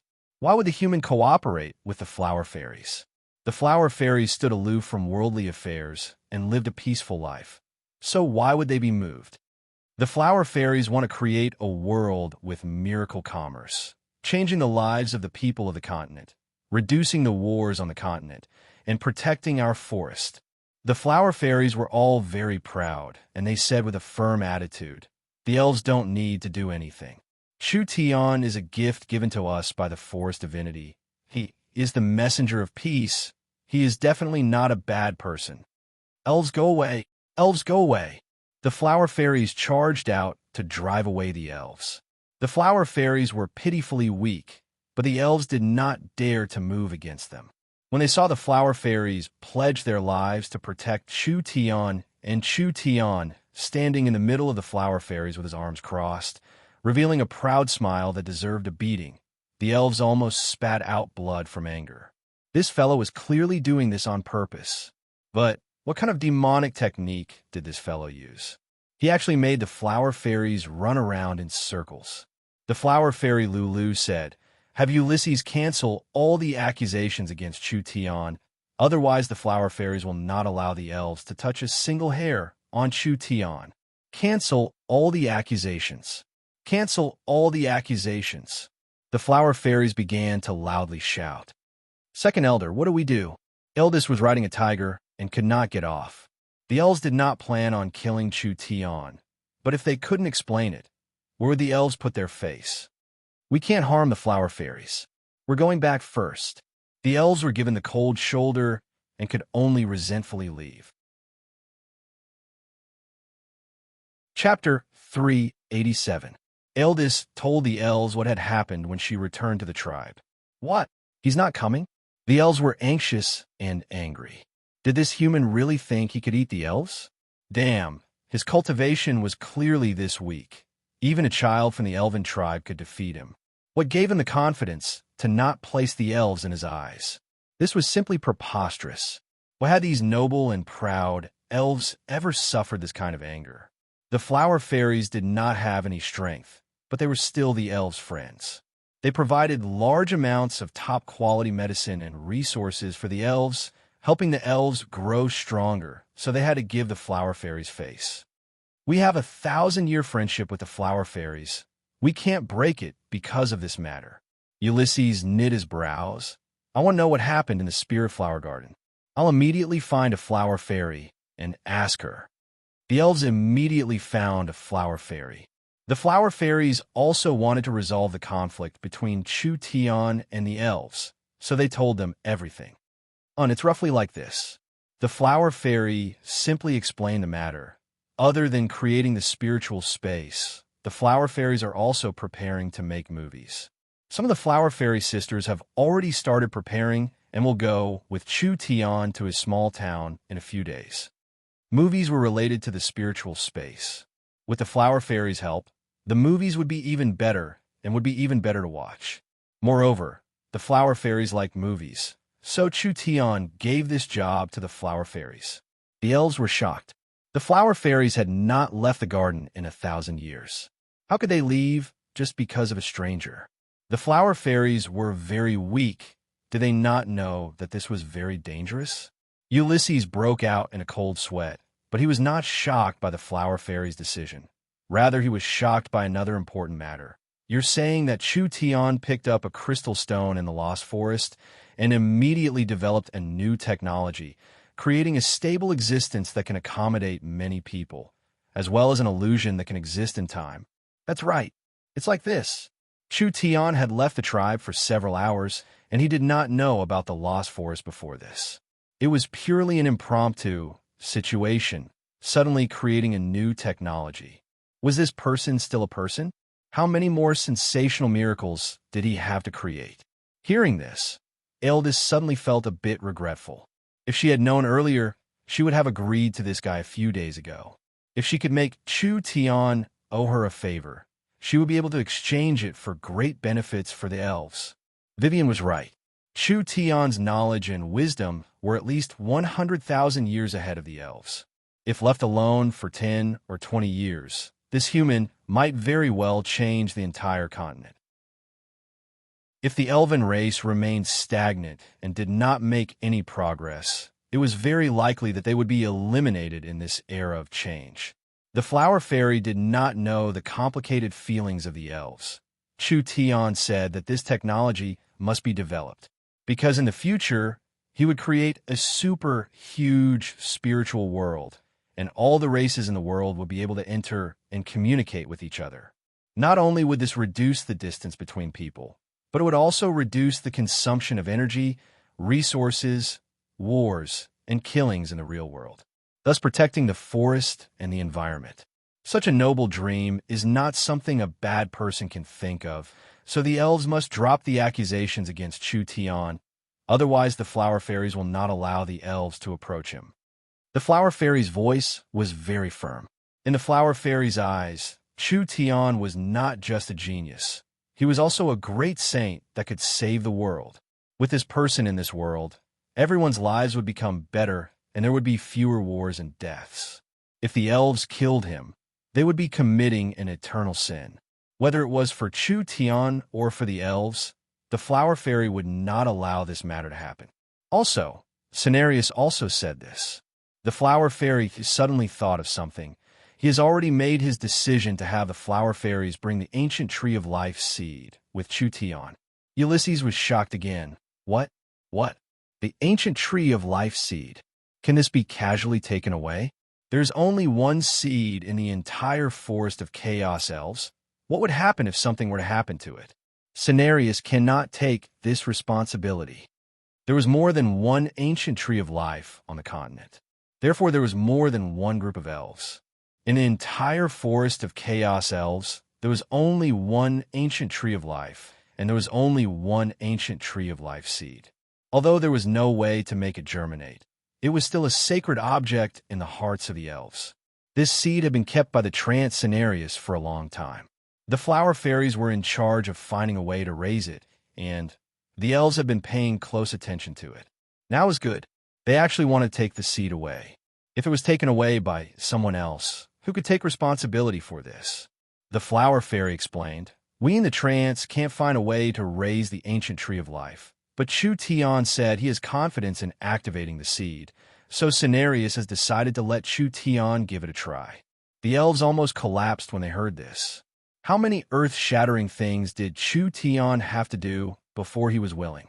Spatial technology, spiritual technology, any one of them was a profound elemental energy science worthy of thousands of years of research. Now, he had even said that he wanted to save the ancient tree of life seed. If he could really do it, then this person's intelligence was something that even the ancient gods could not compare to. The elves are too stingy on this matter. The flower fairy said in a somewhat complaining voice. Didn't Chu Tian just use an elven immortal herb? He didn't steal it, and he has already repaid it 100 times over. If we still pursue this matter, the elves are too ungentlemanly. At worst, the flower fairies will compensate the elves with 10 even better immortal herbs. This was not a problem with the herb at all. It was just a trivial level 2 immortal herb. These elven elders did not care about it at all. The key was the human identity and Princess Vivian's identity. The two of them caused quite a stir in the tribe. Humans were a large race made up of hypocrisy. The most important rule of the elves was that the elves, especially the female elves, were forbidden from interacting with humans. Vivian's actions were a large taboo, and she was involved in the war between the humans and the spirit beasts.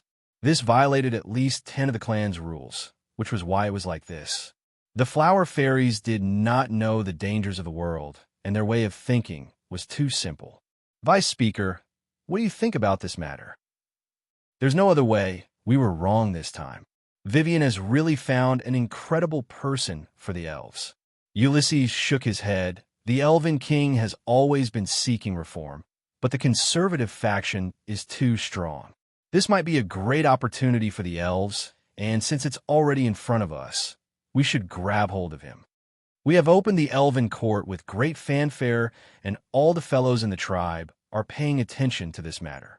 I'm afraid, if we let him go, what will the Elven Council do? Respecting the virtuous is a matter of course. Losing a bit of face is not worth mentioning. Me and the Elven King will naturally settle the voices of the council. If it was said, Chu Tian would not believe it. Actually, the elves had always been divided into reformists and conservatives. Vivian's father was the current Elven King, and he was a leader that advocated for reform. Under the leadership of the Elven King, the elves had gained 3 more cities in 100 years, and their sphere of influence had increased by 20%.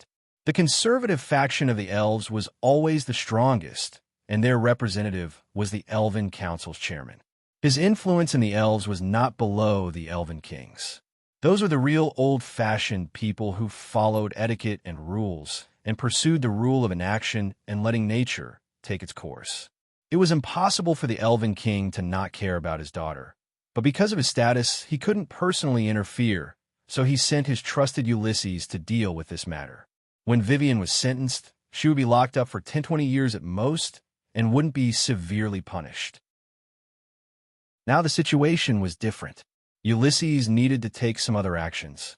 He brought several elven elders and once again came to the Flower Fairy's garden. This was Chu Tian enjoying himself. When he saw the elves return, his face immediately sunk. "What? You've come to catch me again. Mr. Chu Tian, perhaps there has been a misunderstanding between us."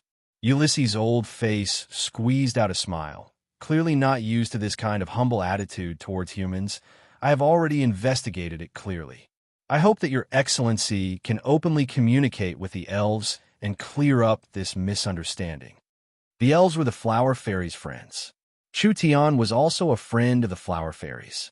If friends could solve their conflicts, of course it would be a good thing. Lulu immediately jumped up in joy. I already said that the elves would understand. Chu Tian wanted to tease the noble elves, but seeing this situation, he gave up. Chu Tian also wanted to go back earlier. After all, the elves' efficiency was too low and he was afraid of being delayed for 10-15 days.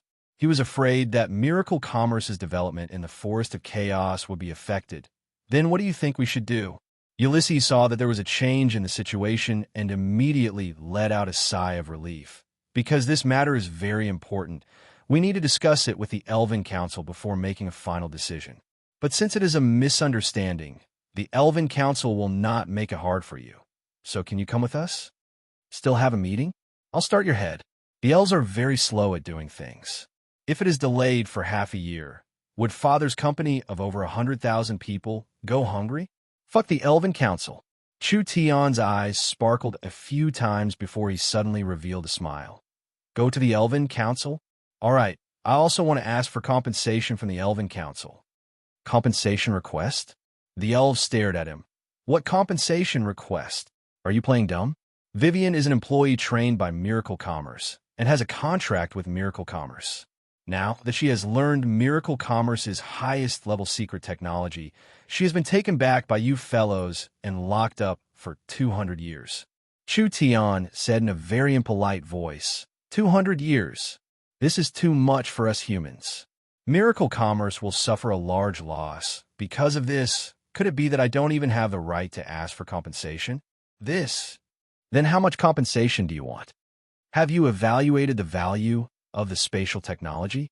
I don't want much. Just give me 5 elven cities. Ulysses almost spat out blood. The elves didn't even have 10 cities in the forest. This fellow wanted to give him 5 cities. Wasn't this asking for the elves' lives? Chu Tian glanced at the elves and was very dissatisfied with their expressions. Don't the elves advocate justice and fairness? Even though Vivian's spatial technology was just a drop in the bucket compared to mine, its value wasn't something that 5 small cities in the forest could compare to. I had suffered a huge loss. You've taken advantage of it, and now you want to burn the bridge? Is this the fairness of the elves? The elves whispered among themselves. Ulysses wiped his sweat and said, the elves can't pay this kind of compensation request. Not to mention Vivian's punishment still needs to be discussed, so I don't care that much. You've wasted so many days of my time. Shouldn't you compensate me a bit? Chu Tian unreasonably said. I don't want much. 100,000 high-grade source stones is enough. The veins on Ulysses' forehead popped out. The elves didn't do business, so they were very poor. What did 100,000 high-grade source stones mean? Was this brat crazy? No, they couldn't bring him back. If this fellow went to the Elven Council, he would definitely cause chaos among the elves. Chapter 388. Chu Tian was clearly asking for a sky-high price to scare people, but the elves were a strict and serious race. If he really asked the Elven Council for compensation, the Elven Council would have no choice but to accept it. This person was eloquent and the elves were stiff, so even if the elves could not compensate him this much, they would still suffer a large loss. In just a short day, He had obtained the support of the flower fairies and was given an important task by Cenarius, adding in the fact that his identity and abilities were not simple. Even if the elves were angry, they could not move against him. They could not let him cause trouble in the council. There was no benefit in angering those old elves. Ulysses wiped his sweat. The elven council is very busy dealing with the large and small matters of the tribe. Even if you ask for compensation, with this kind of complex and large compensation, it won't be finished in 10-20 years. Our elves can wait, but humans can't wait that long. How about you go back first, and we'll talk about compensation later. Chu Tian did not think about compensation at all. Even if the Forest of Chaos elves did not lose to a warring kingdom, their economic ability was very poor. This was because the elves did not do business on the continent, so they did not have a commodity economy. It was purely a self-sufficient small farming economy, simply saying that the entire race was poor. It's not impossible for me to go back. Chu Tian raised a condition. You have to return my employee Vivian to me first, otherwise I will not leave. Vivian was the company's only spatial engineer, and now was the time to use the space warehouse. Just one space warehouse was not enough, and if Vivian was held captive by the elves for a year, Miracle Commerce's development would be slowed down. This was something Chu Tian could not tolerate. Ulysses discussed it with the elders. Looking at the current situation, forcefully taking Vivian away would not be good for the elves. It would be better to have Vivian stay by Chu Tian's side and continue learning spatial technology. This way, it would prevent a troublesome fellow like Chu Tian from finding an excuse to cause trouble, and it would allow the elves to introduce the most advanced spatial technology on the continent, killing two birds with one stone.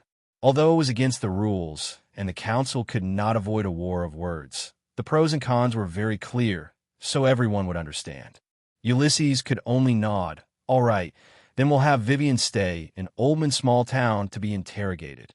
Chu Tian heaved a long sigh of relief. He had finally escaped from the elves' hands. Actually, the elves were one of the easiest races to deal with on the continent.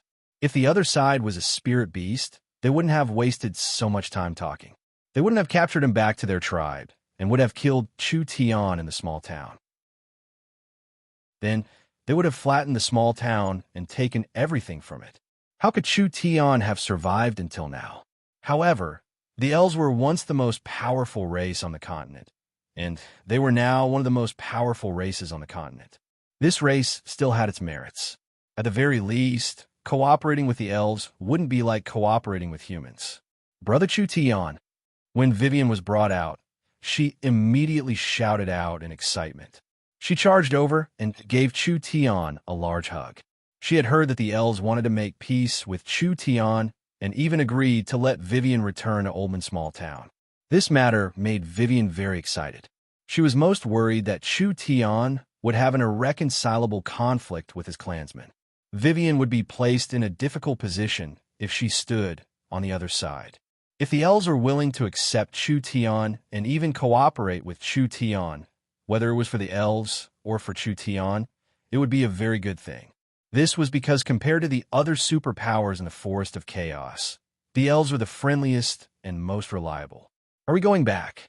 Vivian said, I don't want to stay here for another second. No rush. Chu Tian said to Vivian, we'll first build a space warehouse here.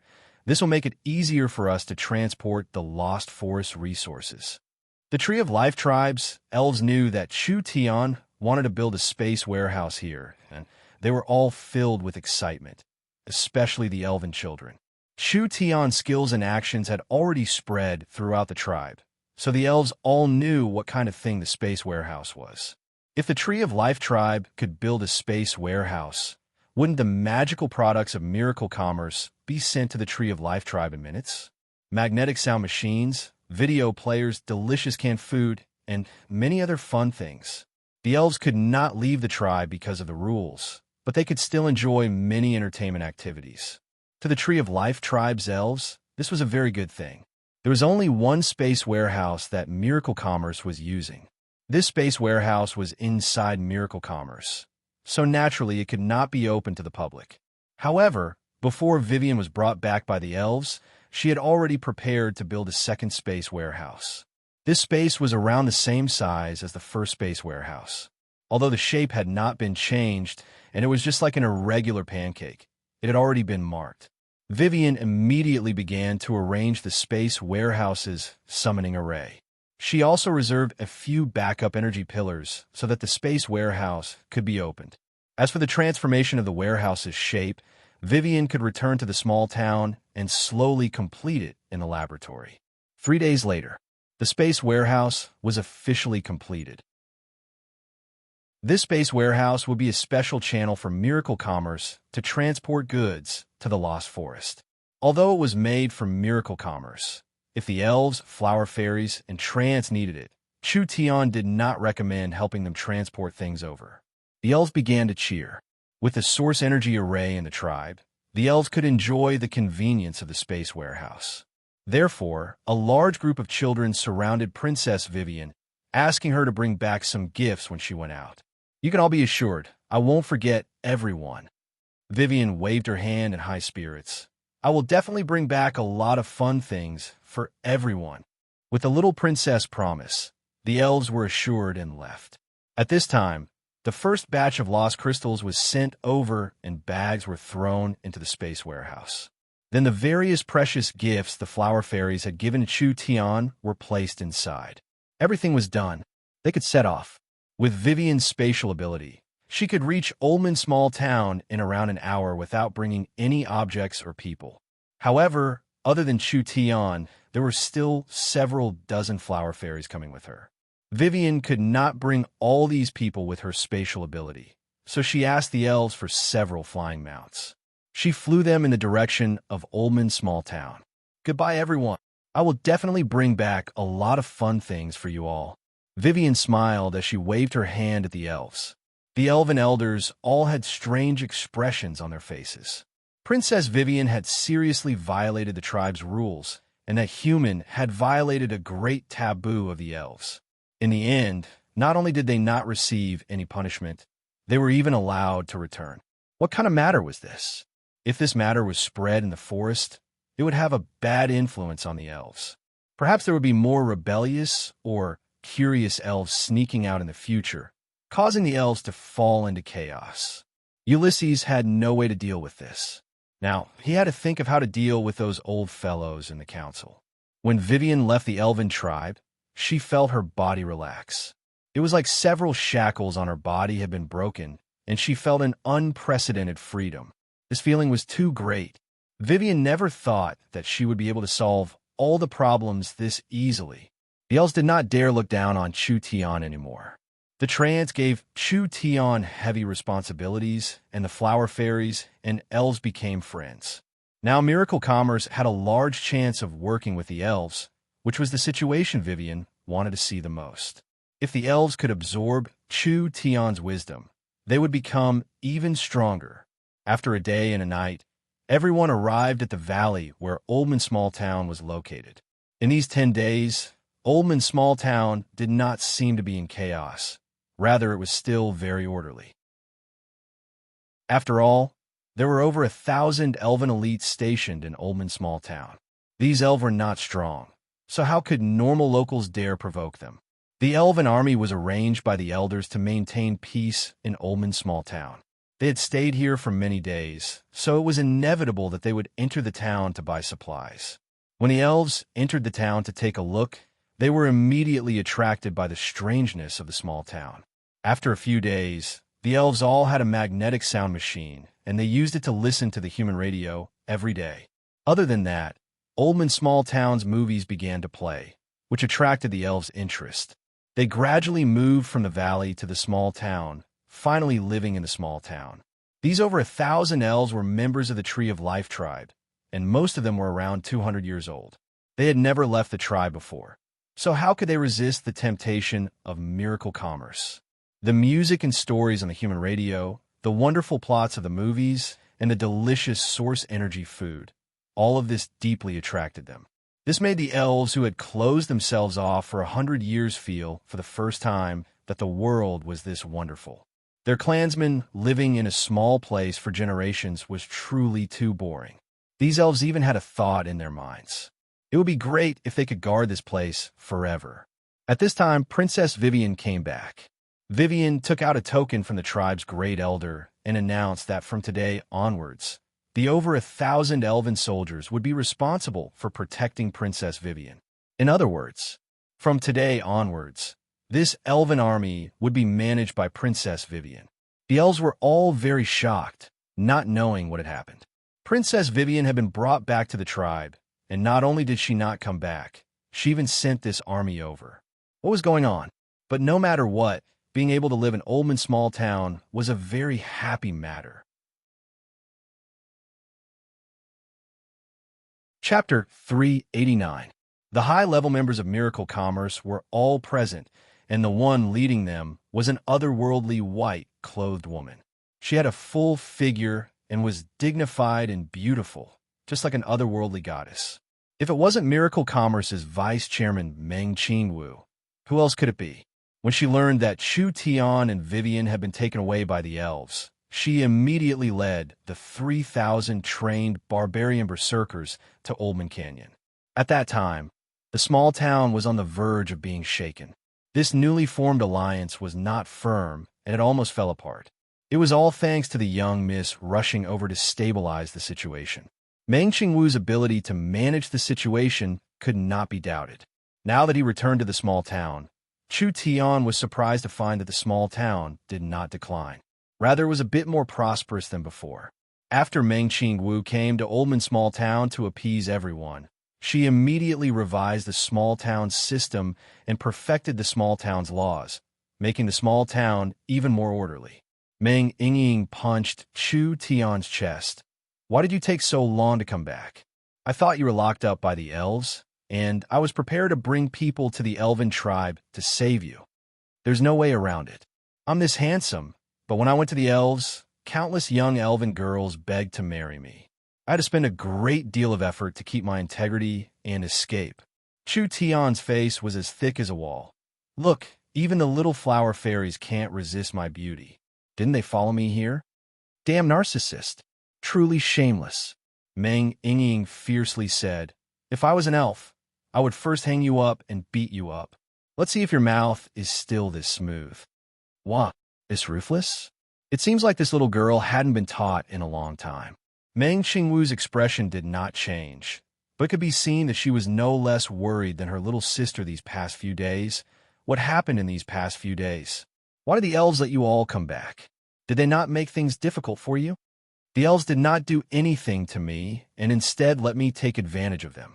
The two sisters were very clear on what kind of person Chu Tian was. It wasn't strange for something like this to happen to him. But after asking about the details, they were still shocked by Chu Tian's luck. Especially the matter of forming an alliance with the flower fairies and the spiritual technology he was preparing to develop. It all shocked the two sisters.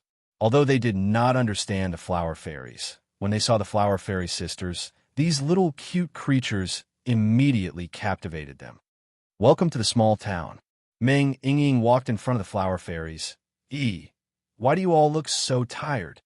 The spiritual energy here was very thin. The flower fairies were immortal beings, but that did not mean their bodies were good. In fact, the flower fairies were very sensitive to the environment. So when they went from a place with dense spiritual energy to a place with thin spiritual energy, they would immediately fall into weakness. However, Chu Tian had already thought of a solution. Chu Tian set up a spiritual energy gathering array and then transplanted the precious herbs the flower fairies brought, creating a new garden for the flower fairies. The flower fairies could recover their vitality and live normally in the small town. After settling down the flower fairies, Chu Tian held a high-level meeting. He first checked everyone's body condition and cultivation base.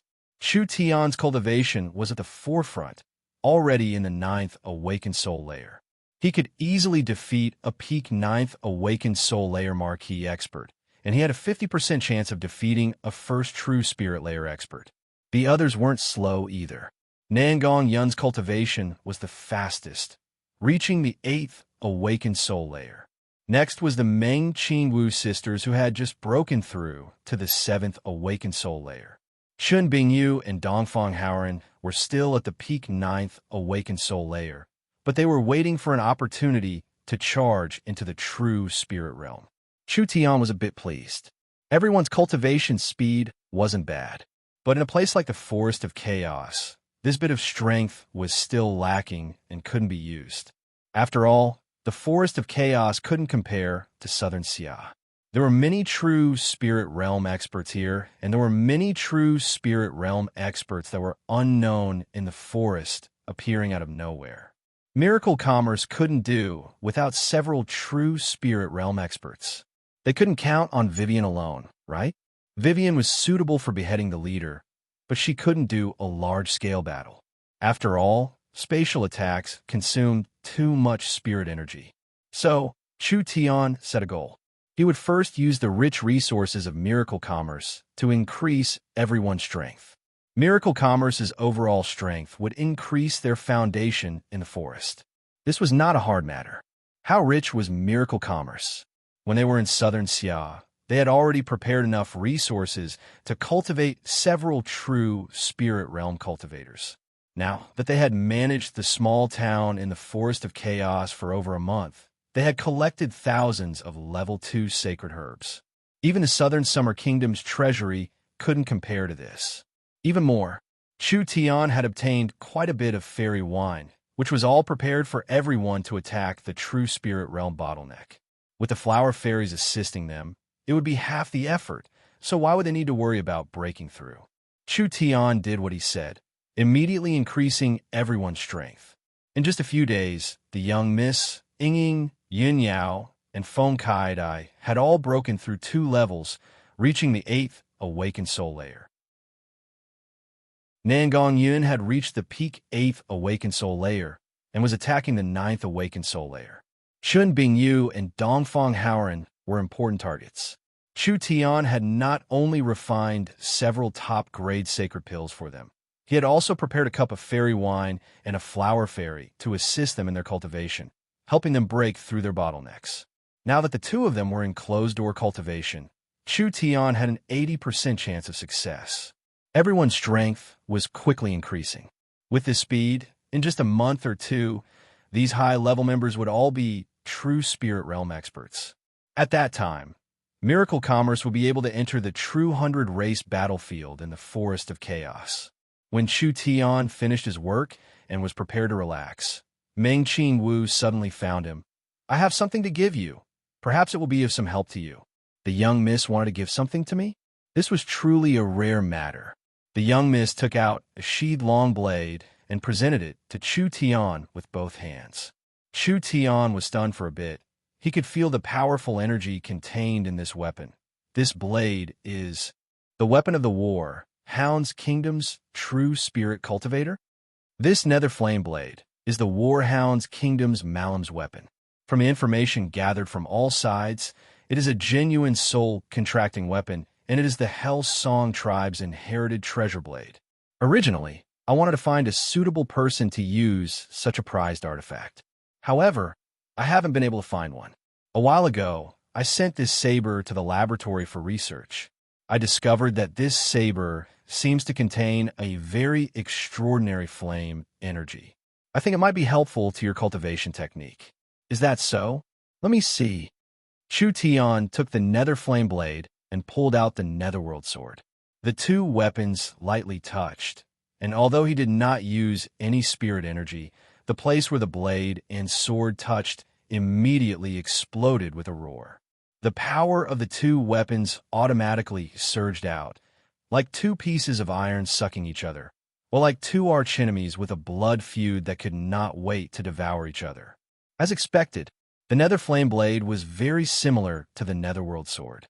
The nether flame blade was also made from an innate spirit flame. If I didn't guess wrong, it should be the dark spirit flame. The dark spirit flame and the netherworld flame were similar, but the dark spirit flame was an innate spirit flame born from a dark environment, and the netherworld flame was an innate spirit flame born from death energy. Although there were some differences, they were the same type, so was the law of the jungle. From a clash of the blade and sword, Chu Tian could roughly guess that the nether flame blade and the netherworld sword were similar in strength. If one of them could swallow the other, it would be a leap in quality. Very good. The young Miss gift really came at the right time. Chu Tian quickly gave his thanks. Without saying another word, he immediately went into closed-door cultivation. Chu Tian's cultivation technique had reached a bottleneck, and he hadn't made any progress in a long time. It was hard to find suitable materials to cultivate the Netherworld Flame Sword in its large success state. Chu Tian never would have thought that there would be something by his side that could help him increase his cultivation. Chu Tian found a quiet cave in the valley to go into closed-door cultivation. With a blade and sword in hand, he immediately began to cultivate. The blade and sword were both very strong weapons, but who would swallow who in the end? Chu Tian didn't even think about it, and immediately urged the two weapons to collide. The blue and white flames and the purple and black flames instantly soared up and intertwined with each other. Every second, they fiercely collided dozens of times. The surrounding mountain rocks were shattered and a large number of rocks rolled down, as if there was an earthquake. Such a strong ability. If he hadn't reached the 9th awakened soul layer, Chu Tian wouldn't have been able to control it. The two strange flames were evenly matched, but the longer they fought, the more the abyss netherworld flame gained the upper hand. If it was a normal netherworld flame, the dark spirit flame would not be afraid. They were of the same grade, and it was unknown who would win. Chu Tian's netherworld flame was not simple. This netherworld flame had not only been nurtured in the Spirit King's body for 1,000 years, it had also absorbed the Hellfire Demon's green abyss flame. So it had an abyss attribute. The spirit flame could even turn into a human form. So whether it was spirituality or essence, it surpassed the dark spirit flame by far. Finally, the nether flame blade's flames couldn't hold on any longer and was absorbed by the netherworld sword. Finally, with a dang sound, it snapped in half. Chu Tian threw away the two pieces of the nether flame blade and saw the purple, black, blue, and white flames intertwining on the netherworld sword.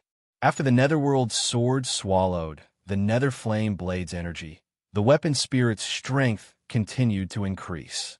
Finally, it reached a point, but didn't stop and continued to charge forward. The mountain began to tremble again. Suddenly, a treasure light soared into the sky. Chu Tian could feel that the weapon spirit netherworld strength had already reached the true spirit level. This meant that the netherworld sword's quality had increased. It was originally a level 2 soul contracting weapon, but now it had become a level 3 soul contracting weapon. It was now a high-grade level 3 soul contracting weapon. Equipment could be upgraded. This was something that no craftsman had ever heard of. But the netherworld sword was a high-grade level 3 soul contracting weapon, but it had been the 10,000 corpse ancient tomb for too long, so it had weakened. It was just recovering its strength now. Not to mention that the netherworld flame had been nurtured in the Spirit King's body for 1,000 years and had swallowed the abyss demon's green abyss flame. Then it had swallowed the nether flame blade's 1,000-year dark spirit flame, so its potential was far greater than before. Perhaps it still had a lot of room to grow. When the netherworld sword refined the dark spirit flame's energy, it instantly refined the spiritual energy into Chu Tian's body. This allowed Chu Tian's strength to quickly go from the 9th awakened soul layer to the peak 9th awakened soul layer. This was not the most important thing. The most important thing was that the netherworld flame sword had reached the large success realm, and he had finally reached the highest realm.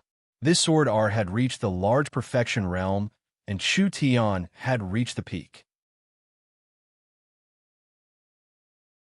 Chapter 390. A sharp sword wind was released.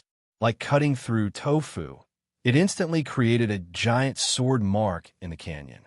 The trees, grass, and rocks that were struck by the sword chi were immediately crushed into powder. A raging flame erupted from the sword chi, instantly enveloping a large area. Under the cover of the flame, there was no heat at all. The rocks and plants continued to wither and shatter, finally turning into dust that filled the sky. Chu Tian revealed a look of pleasant surprise when he saw this. It had to be known that his netherworld sword had not moved at all when it was inserted into the ground. This was purely released by relying on his sword source spirit, releasing a strong sword chi with his bare hands. But it actually had this kind of strength. Was this the effect of cultivating the sword art to the perfection realm? Not mentioning the sword chi being doubled in strength. He who did not have a fire-attributed source spirit could actually fuse with the abyssal netherworld flame. In a sense, the abyssal netherworld flame had seeped into Chu Tian's sword source spirit, connecting with his source spirit. Like this, he was not as dependent on his weapon as before. Even if he was barehanded, he could still use the netherworld flame sword. Only the netherworld sword had a stronger effect. Not bad. This ancient sword art had been continuously modified, and it seemed like it was becoming more and more complete.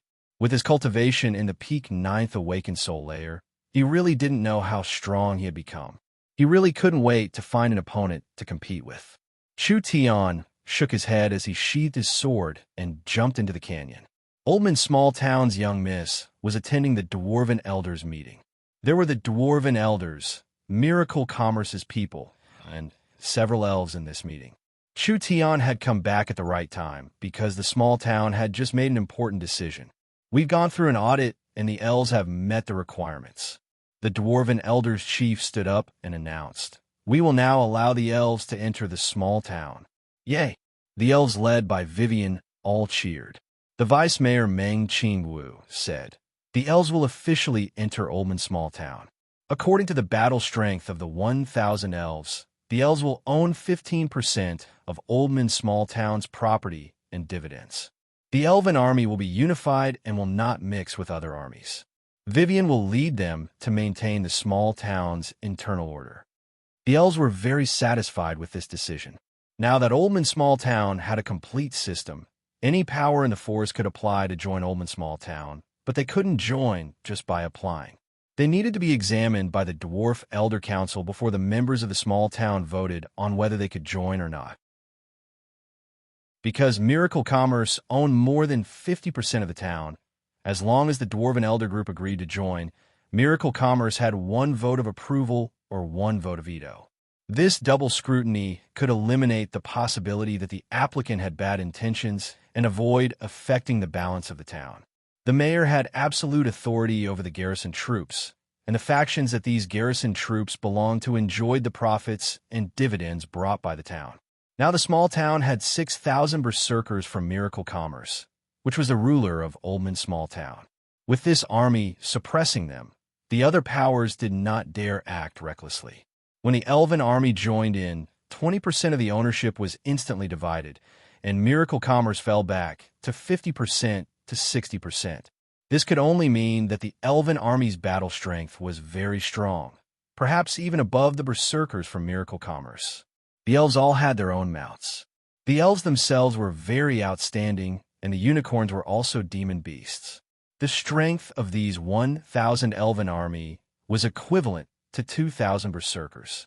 These elven army was led by Vivian and was also controlled by Miracle Commerce. This greatly consolidated Miracle Commerce's strength in Oldman Small Town, and the other partners' control over the small town became lower and lower. They did not have any complaints about this. This was because they entered Oldman Small Town mainly to trade with Oldman Small Town. They did not really want to control the small town.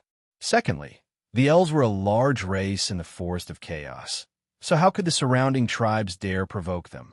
With the elves joining in, the small town would be safer. Ruling or attacking the small town did not have any meaning. Being friendly and having mutual benefits in the long term was the way of the king. But although it was like this, in order to fight for more benefits and avoid being gradually marginalized, the large tribes all expressed that they would invest more troops. After all, Oldman Small Town was responsible for supporting the Allied army. If they sent out some of their troops, it would save them quite a bit of effort. The elves also played a crucial role in increasing the popularity of the small town. This was because among the many locals in the forest, the elves had the best reputation. The weak tribes and some hesitant locals all believed that Oldman Small Town was safe, so they all chose to settle down or do business in the small town. How could their popularity not increase with each passing day? Meng Qingwu did some statistics. According to Oldman Small Town's current development, the population would double or triple in 3 months. It would take around a year for a small city to be formed, and it would become a special trade center for the army in the forest. Oldman Small Town had this much potential, so Miracle Commerce naturally increased their investment. Miracle Commerce, Miracle Medicine Shop, Miracle Talisman Shop, movie theaters, and hotels were all being built in the small town. Miracle Commerce's goods were cheap and had a sufficient supply. Now, they had established a good reputation among the locals. Once this good reputation was established, it would spread very quickly. People would come to Oldman Small Town to sell their good materials, and they would come to Oldman Small Town to buy whatever they needed. Miracle Commerce became the best choice. Chu Tian, Meng Yingying, and Vivian, these are the first people to come to Oldman Small Town, and they were also the founders of Oldman Small Town. When they saw the small town becoming more prosperous day by day, their hearts were filled with a sense of accomplishment. A prosperous scene that could only be seen in a large forest city actually appeared on the outskirts of the Forest of Chaos in a small underground town. Moreover, it was developed in a short period of time. This could be considered a miracle in the Forest of Chaos, and it was something worth being proud of. Chu Tian, Meng Yingying quickly ran over. "Our back garden is already done. Quickly come and take a look." Yingying grabbed Chu Tian and brought him to a hidden valley. This little valley was the small town's back garden. Chu Tian personally chose a completely sealed environment. There were no roads to enter, but there was a secret passage that led directly to the small town. This place was not big, and it was filled with tall trees. It was impossible to see the valley from the sky. Chu Tian placed a spirit-gathering array to gather spiritual energy in the valley. He also planted large amounts of rare plants in the valley, especially various sacred herbs, as well as several half-immortal great herbs. Finally, he placed a concealing array and an illusion array as protection, creating a temporary living area for the flower fairies. Compared to the bustling Oldman Small Town, the small valley was like a different world. It was quiet and serene, with hundreds of flowers in bloom, and the air was clear. Chu Tian held Meng Yingying's soft little hand, and the two of them walked into the soft grass. There were flowers in full bloom all around them, just like they were in a paradise isolated from the rest of the world. "Lulu, how are you?" The flower fairies were playing with the flowers and herbs. There were several video players and radios installed here, so the flower fairies could watch movies and listen to various music and story programs. Lulu saw that Chu Tian had come and immediately flew into the air with joy. "We're very good. Thank you for making a new home for the flower fairies." This wasn't all for the flower fairies. Miracle Commerce had bought all these fresh sacred herbs, and if they were all stored, the medicinal properties would be lost. Now that the herbs were planted again, they could provide a new living environment for the flower fairies, and the flower fairies could take care of the growth of these herbs. It had to be known that sacred herbs had a very harsh living environment. The survival rate of humans transplanting sacred herbs was very low, and only the flower fairies were natural gardeners that could ensure the survival and freshness of each sacred herb, ensuring that Miracle Commerce's resources wouldn't be wasted. Meng Yingying really liked this fragrant little valley with hundreds of flowers in bloom. She took a deep breath. "It really is too beautiful." Was there a need to say it? "This is my masterpiece." Chu Tian pretended to be humble as he said, "What does this count for? If you go to the flower fairies' garden, you'll know what is called beauty." Meng Yingying was filled with yearning. "Is that so?" "Of course, the flower fairies' garden is the most beautiful place in the world. I welcome Yingying to visit the garden when she has time." Lulu warmly invited Yingying and at the same time said with an emotional sigh, "We have never left the flower fairies' garden before, and we finally know how important the garden is to the flower fairies on this trip. If there was no forest and no garden, the flower fairies would not be able to survive." "That's right. If we leave the forest, our bodies will dry up. We have to properly protect the forest. Why hasn't Chu Tian's spiritual space project started yet?" These flower fairies had experienced a long journey, and they suddenly felt a lot of emotions. They already realized how important the environment was to the flower fairies, so before Chu Tian could say anything, they took the initiative to talk about the spiritual space project. This was exactly what they wanted. Don't be anxious. As for the construction of the spiritual technology, we have to slowly start from zero. I will first teach the related technology to Ying and the young miss. Chu Tian did not have time to teach the flower fairies one-on-one. After all, the flower fairies had a weak foundation and didn't know anything about source energy arrays, so he could only choose the two sisters with strong learning abilities. When the time comes, Ying will be in charge of leading the flower fairies in the spiritual laboratory. Ying stuck out her tongue. She was almost becoming an all-round assistant. Because of Ying's mirror source spirit, she could switch attributes at any time. She could help Vivian establish the spatial laboratory, and she could also participate in the flower fairies' spiritual laboratory. Meng Qingwu's learning ability was stronger, but her source spirit did not have any attributes. Not only did it not have battle strength, it did not have any auxiliary abilities. It could only provide theoretical support and could not participate like her little sister. Meng Ying thought in her heart. Am I considered half a student of Chu Tian now? After all, with regards to Chu Tian's knowledge, Meng Ying was the one who had the most comprehensive knowledge. This was not only because of Meng Ying's special innate talent, but also because Meng Ying was Chu Tian's most trusted person. Meng Ying thought of this, and her mood instantly became very happy.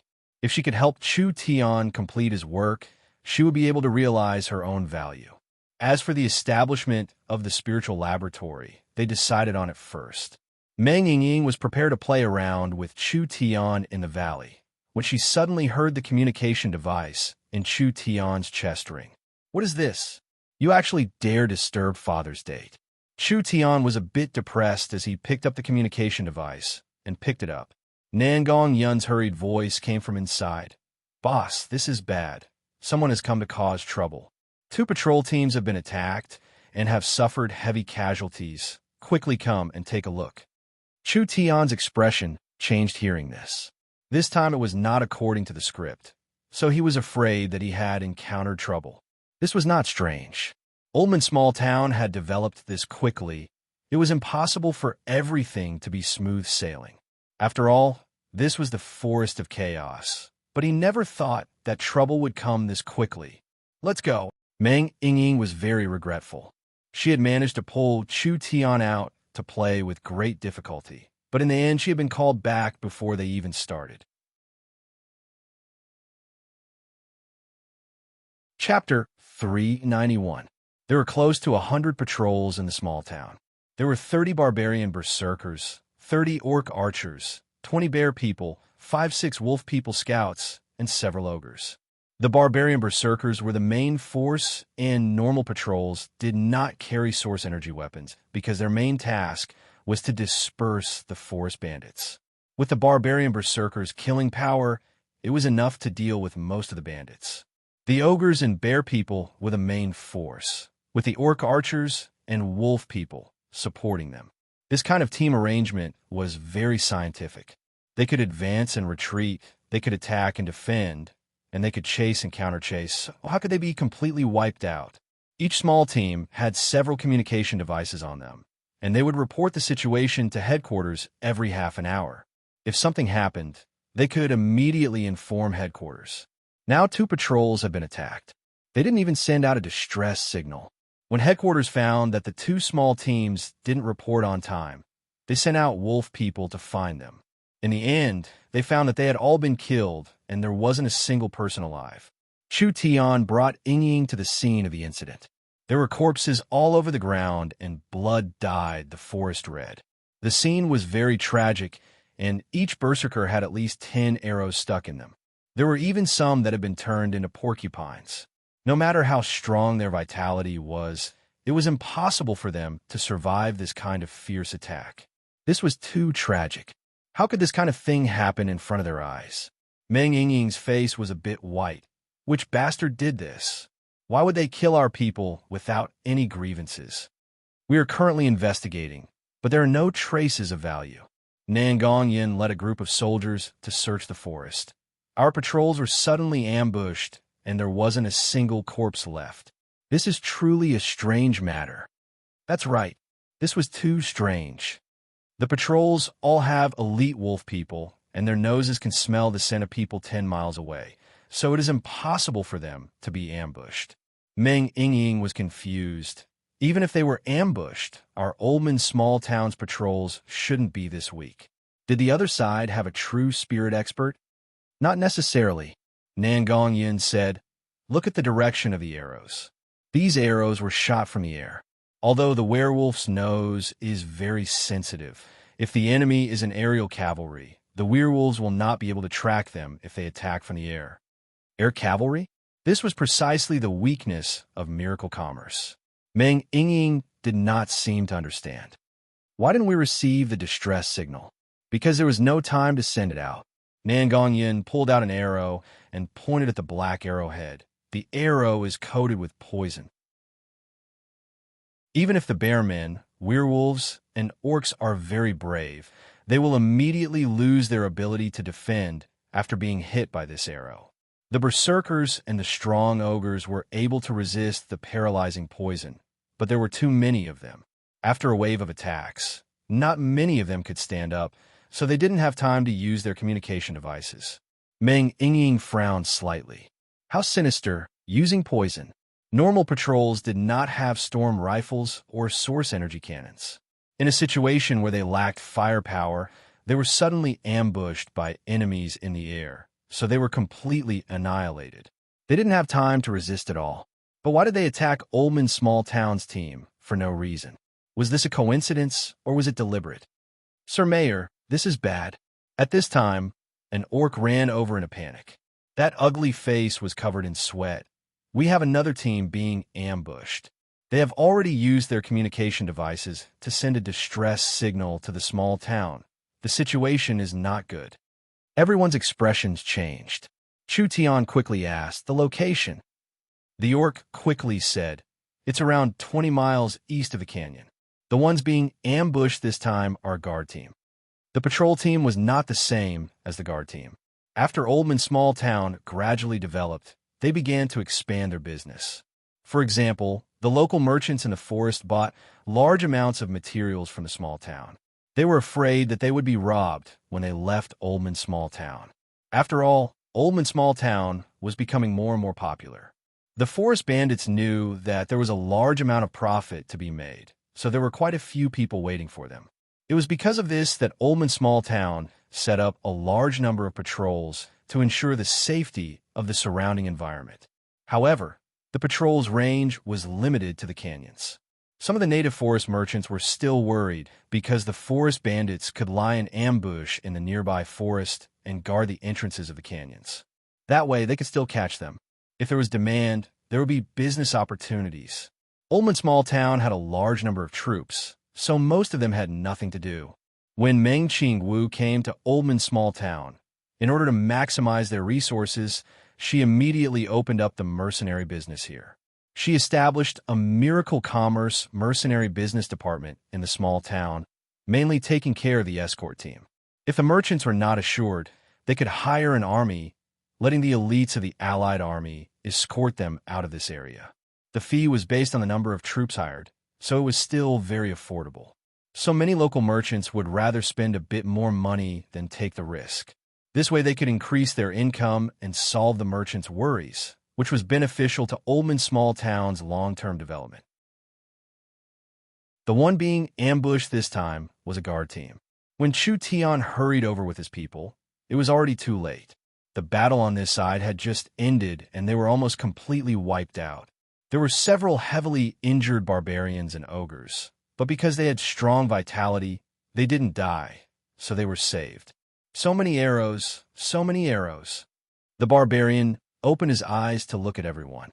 His consciousness was already very fuzzy, so he could only say with difficulty, "There are bats, so many bats." Bats? Chu Tian couldn't ask anything, so he waved his hand. "Quickly send them back for treatment." "Boss, there's something," Nangong Yun shouted from the forest. She found some giant bats that had been shot by the source energy gun, and there was more than one of them. They were all dead in the bushes. The guards were different from the patrols. The guards were equipped with light source energy weapons, So even if they faced the airborne cavalry, they still had the ability to resist. These giant bats that died in the forest must be the main culprit behind this attack. Meng Yingying carefully looked at the bats. These bats were very large, and each one was fat and strong, with beast-like claws, but they were not intelligent creatures. There was a strong green-skinned monster not far from them. This creature looked a bit like an orc, also having green skin, but there were many natural stripes on it. It had large amounts of poison arrows on its back, and its weapon was a long bow. Chu Tian knit his brows as he muttered, "Forest trolls?" Forest trolls were a common forest race. Trolls had high talent in alchemy, so they were called forest alchemists. However, the forest trolls were greedy by nature, naturally liking to steal from others. If it wasn't for the guards being equipped with source energy weapons, they wouldn't have had any casualties. Chu Tian knit his brows as he said, "Now it can be explained. The trolls have tamed bat beasts. Although bat beasts are level 1 demon beasts, they're quite strong among level 1 demon beasts.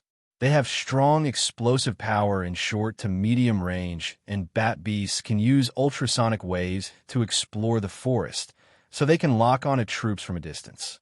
They can accurately and fiercely attack when they are defenseless. The trolls are good at alchemy, so if they use poison arrows to attack, they can effectively destroy our troops' battle strength." Meng Yingying was even more confused. Did the trolls have nothing better to do? Why would they do this kind of thing for no reason? When Chu Tian looked over the troll's corpse, he found a strange tattoo. This tattoo looked like a skull with a sword stuck in it. What symbol is this? Each troll had a similar tattoo. This made Chu Tian feel that it was a bit strange. Perhaps this would help him find the other side's identity, so he called a few orcs over to take a look. Perhaps these locals would recognize it. Who knew? When the orcs saw the tattoo, they began to tremble in fear. I know," an orc said with a face of fear. "This is the troll marauders. It's over. We've been targeted by the marauders. We're completely done for this time. The small town can't be saved this time." "Fuck, what nonsense are you saying?" Nangong rushed forward and slapped his face. "You're the fucking one that can't be saved. If you dare speak nonsense again, do you believe I won't beat you to death?" "Nangong!" Chu Tian stopped Nangong. He felt that this matter was not simple. What is the matter with the marauders? Nangong Yun's fierce appearance made the orc very afraid, so he could only honestly explain. The locals of the Forest of Chaos did not live in villages, tribes, or towns. There were many races that were nomadic races, and the troll race was a very famous nomadic race. The marauders were a very famous group among the troll race. They were like a swarm of locusts, leaving no grass alive wherever they went. The mark of the marauders was the skull tattoo, and there were large amounts of domesticated bat beasts. Because the bat beast had a strong ultrasonic detection ability, the marauders could easily find the locals hiding in the dense forest. These marauders relied on this method of plundering to survive. The marauders were wild, even daring to steal from the large powers in the depths of the forest. This was because the trolls did not have a fixed place to live. Every time they were chased by a strong local, they would immediately scatter. Those strong local powers could not do anything to them. As long as the wind blew over, the marauders would gather again. In short, they were a very hard-to-deal-with group of fellows, so no matter who was targeted by the marauders, they were destined to suffer a large misfortune. Now that they were attacking the small town's patrols and guards, they were just giving Oldman Small Town a bit of face. After all, Oldman Small Town was an underground city, so it was not easy for the troll race to invade. They could only use this method to put pressure on the small town and steal some resources. Meng Yingying was very dissatisfied with the trembling orc. If they dare appear again, we'll kill them all. What is there to be afraid of? You don't know. The marauders are very large. The orc was still trembling. Their movements are strange. There is no way to predict them, and no one can locate them. Even large tribes are afraid of them, with our few people. It's not enough. I think that after the marauders finish their demonstration, they will quickly come and make their demands. We'll satisfy their needs. It's better than being destroyed." Nangong Yin was filled with rage and wanted to hit him. Chu Tian pulled her back. Nangong, don't be impulsive. This is a special time. We have to pacify the situation. Oldman Small Town's wealth would attract greedy locusts. But Chu Tian never would have thought that they would attract such a troublesome opponent. The matter of the guards being attacked would spread throughout Oldman Small Town. Perhaps many locals living and doing business in Oldman Small Town would be afraid and even have thoughts of escaping. What was even worse was that the large tribes did not dare offend the marauders and might leave Oldman Small Town under the threat of the marauders. They might even compromise with the marauders. Then this newly established small town would definitely become a huge mountain of vitality because of this. Chu Tian could not let this happen. This small town was just the first step of miracle commerce's development in the forest of chaos. If they couldn't even do the first step well, how could they carry out the rest of their plans? Chapter 392. The marauders continued to attack, causing the small town's casualties to rise to over 1,000 people. Just the Allied army alone had lost over 500 people. Paper could not cover fire. The news quickly spread through the small town like a plague, immediately causing the small town's people to panic. These infamous forest thugs were known to everyone, and there wasn't a single power in the outskirts that could go against them. They were bold and savage by nature. Not to mention a small town that had just been established, they would even rob a caravan from a forest city without hesitation. There was nothing these wild thugs didn't dare to do. These locusts that people hated were simply the enemies of the forest. However, the marauders were very mobile, immediately leaving after doing something, never staying in one place for a long time. The forest of chaos was very big. It was impossible to chase after them. Therefore, most of the time, the victims were helpless. Because of the marauders' cruel reputation, there were some local powers that surrendered to the marauders in order to save their lives, taking the initiative to give the marauders what they wanted. Oldman Small Town's prosperity had gathered a considerable amount of resources, so it was already noticed by the large local powers in the forest, but they never thought that the marauders would arrive first. The marauders kept attacking the small town's troops in the wild. This was undoubtedly a demonstration to the small town. This kind of small power did not need to attack at all. The marauders used their fierce reputation to make them collapse internally and surrender without a fight, saving quite a bit of effort. I propose to immediately close the small town. That's right, we can negotiate with the marauders. Don't they just want things? I'll give it to them. In the Oldman Small Town meeting, the various tribe chiefs were discussing. Almost everyone did not agree to fighting with the marauders because there was a large disparity in strength between the two sides. The marauders dared to plunder the forest. It was not something a small town with tens of thousands of soldiers could stop. Not to mention that the marauders were all aerial troops, so their mobility was just too high. Oldman Small Town and the surrounding local powers all lacked aerial troops. Without an army that could stop the marauders, how could they deal with these fierce marauders? Moreover, the trolls were very good at alchemy, so they could poison the nearby water sources, grass, and etc. First, they would seal off Oldman Small Town and trap the Allied forces inside. Everyone calmed down. Meng Qingwu stood up. There's still a chance. Actually, with Meng Qingwu's cautious nature, the safest method was to close the small town. Oldman was an underground town, and the Marauders' air cavalry were not suited to attack this kind of town. As for besieging, that was also impossible. With Miracle Commerce's space transportation technology, it was impossible for the town to be trapped to death. All the daily necessities could be transported directly from the outside world. How long could the aliens hold out? Don't forget, they were a notorious organization. They would never stay in one place for too long. As long as Miracle Commerce could hold out for a while, the Marauders would naturally collapse. Although this method was safe, it was ultimately a last resort. Oldman Small Town would suffer a large loss, and it could cause the unstable alliance to disintegrate. The most important thing was that Meng Qingwu understood Chu Tian too well. Making Chu Tian hide like a turtle was harder than making the sun rise from the west. If Miracle Commerce wanted to stay in the forest, they couldn't avoid the Marauders, so how could they hide? Everyone, There's no need to panic. Meng Qingwu calmly said to everyone, Miracle Commerce has advanced source energy weapons, so these forest robbers have no advantage in front of our powerful firepower. It's not like we don't have the power to resist. The representatives of the various tribes looked at each other in blank dismay. The only variable now was Miracle Commerce. As for how strong Miracle Commerce was, the tribes had no idea because Miracle Commerce had always been very mysterious. They had a strong berserker army, sharp source energy weapons, and many other unexplainable abilities. Perhaps Miracle Commerce really had a way to deal with the marauders. One of the locals stood up and said, even if Miracle Commerce has the ability to deal with the marauders, our tribes don't have this ability. If the marauders launch a revenge attack out of shame, wouldn't our nearby tribes suffer a calamity? That's right. Everyone in Oldman Small Town had a share. Everyone can be assured. Miracle Commerce dares to do what they want. Meng Qingwu confidently promised the locals, Miracle Commerce will never take the initiative to attack others. But since others have come to our door, we will not retreat. We will declare war on the marauders. Declare war?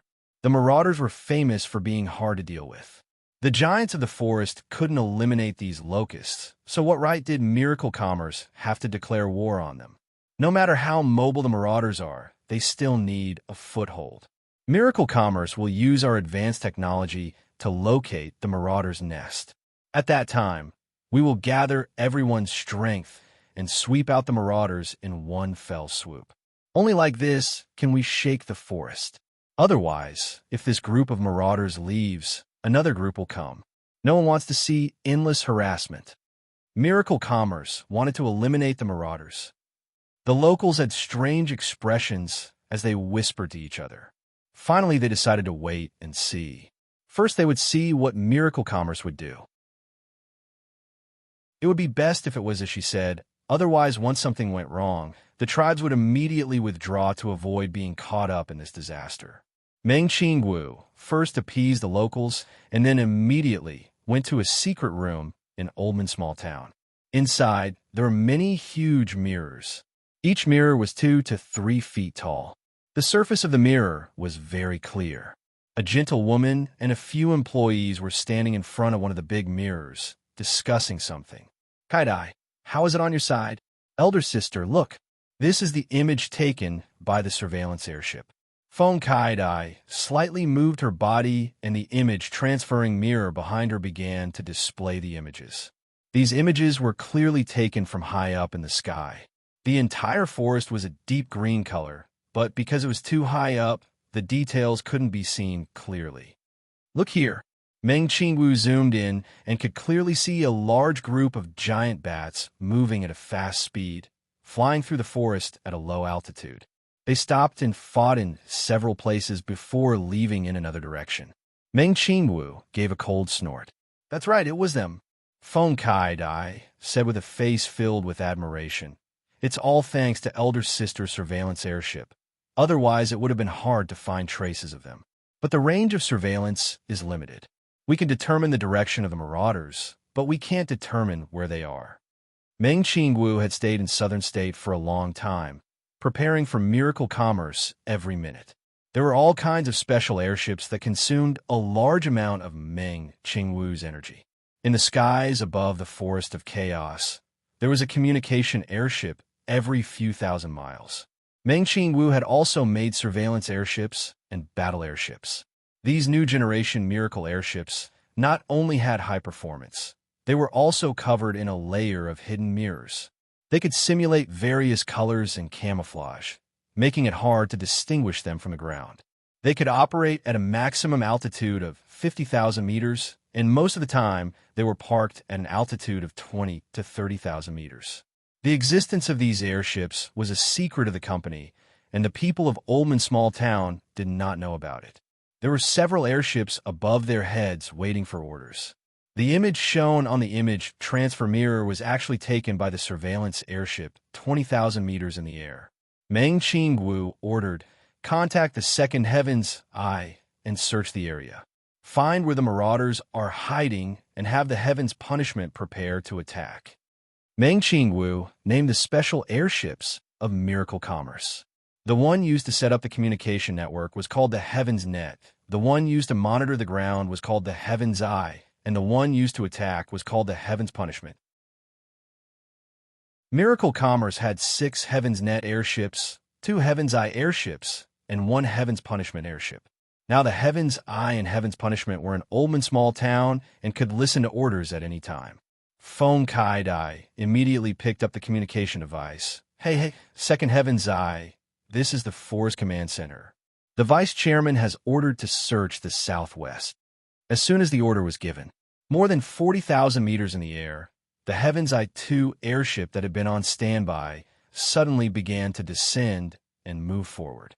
The airship's cabin automatically opened, revealing countless video cameras that looked like eyes, scanning the entire forest on a large scale. At the same time, the image transfer mirrors in the small town's control room lit up. The entire forest appeared on the image transfer mirror, and all the images were transmitted in real time. A voice came from the communication device, tens of thousands of meters in the air. Second Heaven's Eye, begin the operation. Another communication device also released a sound. First Heaven's Punishment calling the command center. All the weapons have been loaded. Please give your orders. Wait for orders? Yes. What a bunch of stupid natives. Phone Kai-Dai closed the communication device, and her face was filled with excitement. They still don't know who they have provoked, right? We'll let them see today what is called the power of technology. On the other side, Chu Tian and Meng Ying were collecting the troll poison arrows. The two of them scraped off the poison on the arrows and analyzed it. This was the troll race's secret poison. But how could this kind of child's play trick be hidden from Chu Tian? Chu Tian easily reverse-engineered the poison's composition and formula. He gave the antidote to Ying, immediately sent it to the Southern Summer Laboratory and Alchemy Factory. Give them 3 days, and we'll need 10,000 antidotes. Understood. Ying immediately took the formula and sent the information. After this information was sent to Southern Xia's laboratory, Miracle Commerce's various large alchemy workshops began to work. Large amounts of medicine would be made in a short period of time before being transported to Oldman small town. The reason why the troll race made people tremble in fear. One of the main reasons was that their alchemy skills were very high, especially in the area of refining poisons. If the soldiers took the antidote before fighting, the troll poison arrows would lose their effect. Without these poison arrows, could they fight the berserkers and the ogres? Without these poison arrows, could they block the wildfire of the source energy weapons? Keep dreaming. Chapter 393. Meng Ying received news from Southern Xia that the antidote had already begun production. The antidote that Chu Tian had researched, not only did it have a low cost, it also had common materials. Miracle Commerce had the resources in Southern Xia, so it didn't take much effort to make it. Perhaps large amounts of antidote would be sent over soon. What should we prepare now? Before the antidote is sent over, we don't have the conditions to fight. We need to avoid being attacked by the marauders in the next few days, and we also need to find out where the marauders are hiding. Chu Tian rubbed his chin as he thought about it. Let's set a time and find the trolls to have a heart-to-heart talk. What did you say? Meng Ying's beautiful eyes instantly popped out. Is there a problem with your head? I don't have anything to talk to them about. Do you think they will come? They will definitely come, Chu Tian said with a confident face. Isn't this the result they want to see? Chu Tian is right. At this time, a dignified and beautiful woman walked in. The marauders' current actions are just to create panic and surrender without a fight. Our negotiation request is exactly what they want. This method can stall for a few days, and we can lure the snake out of its hole. We can find the marauders' hiding place, killing 2 birds with 1 stone. So it's like this. Meng Ying felt this was a bit reasonable. But how do we contact the other side? The marauders must have left people in the forest to observe our reaction. We'll write down the time and place of our meeting in the forest. They will definitely come. The young miss is exceptionally smart, not like a silly girl. Who's a silly girl? Meng Ying was about to explode. Chu Tian laughed. I'll leave this matter to the young miss. Meng Qingwu did things swiftly and decisively, immediately personally writing an essay. She sincerely asked the marauders to stop killing and invited them to meet in a basin outside Oldman Canyon in 3 days. Meng Qingwu was afraid that the trolls wouldn't understand, so she was very considerate and wrote them in 3 common languages in the forest. Then, she made more than 100 copies of these invitations and had people secretly paste them in conspicuous places in the forest. This move was indeed effective. Oldman's small town was not attacked again. If he wasn't wrong, the moment the raiders saw the invitation, they would immediately drink and celebrate their easy harvest. Then they would rest and recharge themselves for the negotiation in 3 days. In these few days, a large amount of antidotes were transported to the town through the space warehouse. Chu Tian was not idle. He made some array flags to arrange a special source energy array.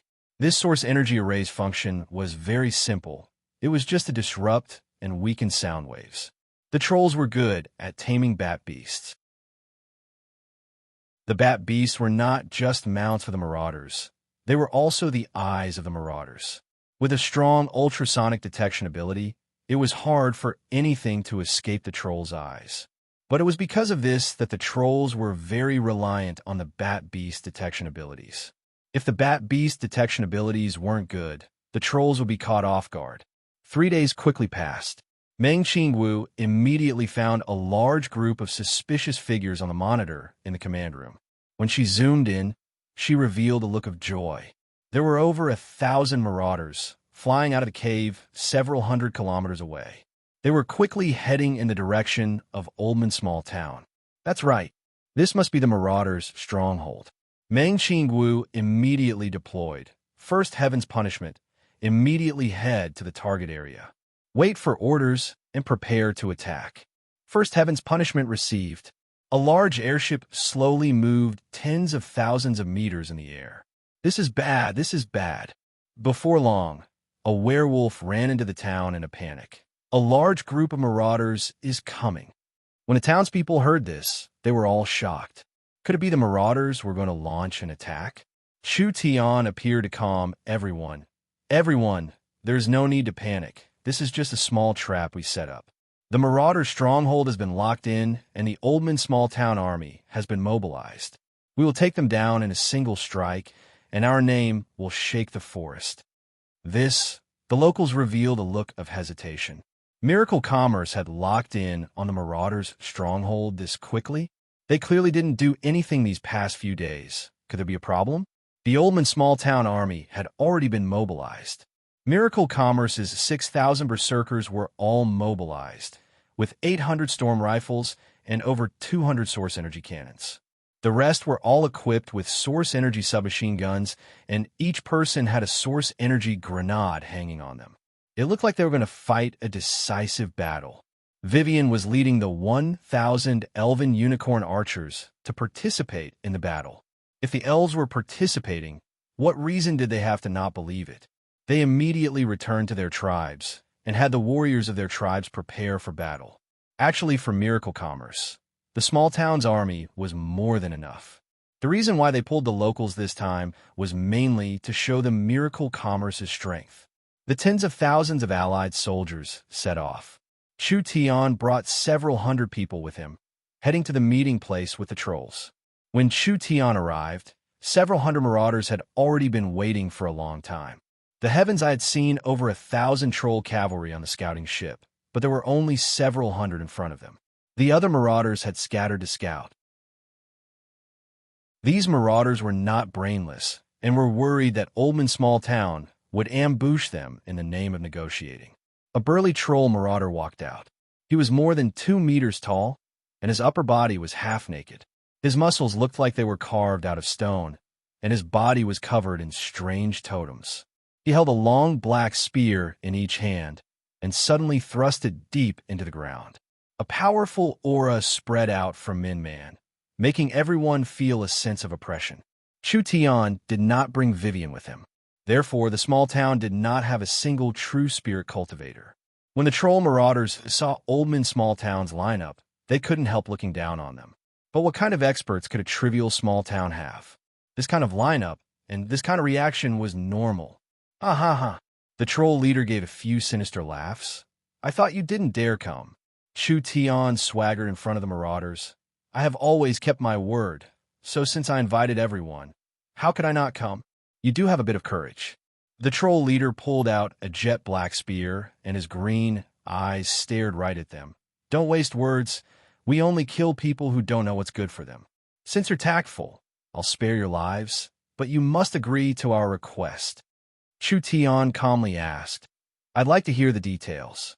First, hand over all the source stones and resources you have. Second, pay tribute to us from now on. 90% of your source stones and resources will be given to us. Third, the troll leader looked over Nangong Yun, Meng Ying, and the others behind Chu Tian with an obscene gaze. These human women aren't bad. They'll be responsible for serving us from now on. This troll leader's tone was high and mighty, as if it was a great honor for Chu Tian to do these things. Chu Tian gave a slight nod. Just these? The humans being this calm made the marauders a bit surprised. What did this fellow mean? Was this not enough?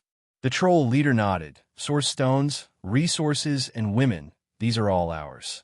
We are not interested in your lives, so you should be thankful for our benevolence.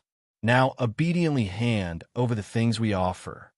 Third leader, I haven't done anything to a human woman before. I want to go first with that red-haired woman. Don't steal her from me. The troll marauders already saw these people as things in the bag, even starting to fight for the right to go first. The troll race had a tyrannical nature, and their sense of beauty was similar to the mainstream of the continent. Therefore, human beauties were very attractive to them. Since your excellency has made this many requests, shouldn't this one also make one? You still have requests. Chu Tian reached out to grab the sword hilt on his back and slowly pulled out the ice mirror like netherworld sword. With a gentle wave of the sword, he pointed it at the troll leader. It's very simple. I only have a single request, which is to borrow your head to play with for 2 days. This small request, I hope you won't refuse? The marauders were stunned for a few seconds before breaking out in laughter. Was this human joking? He dared to say this kind of thing with his awakened soul realm cultivation. The marauders' third leader was a true soul realm expert.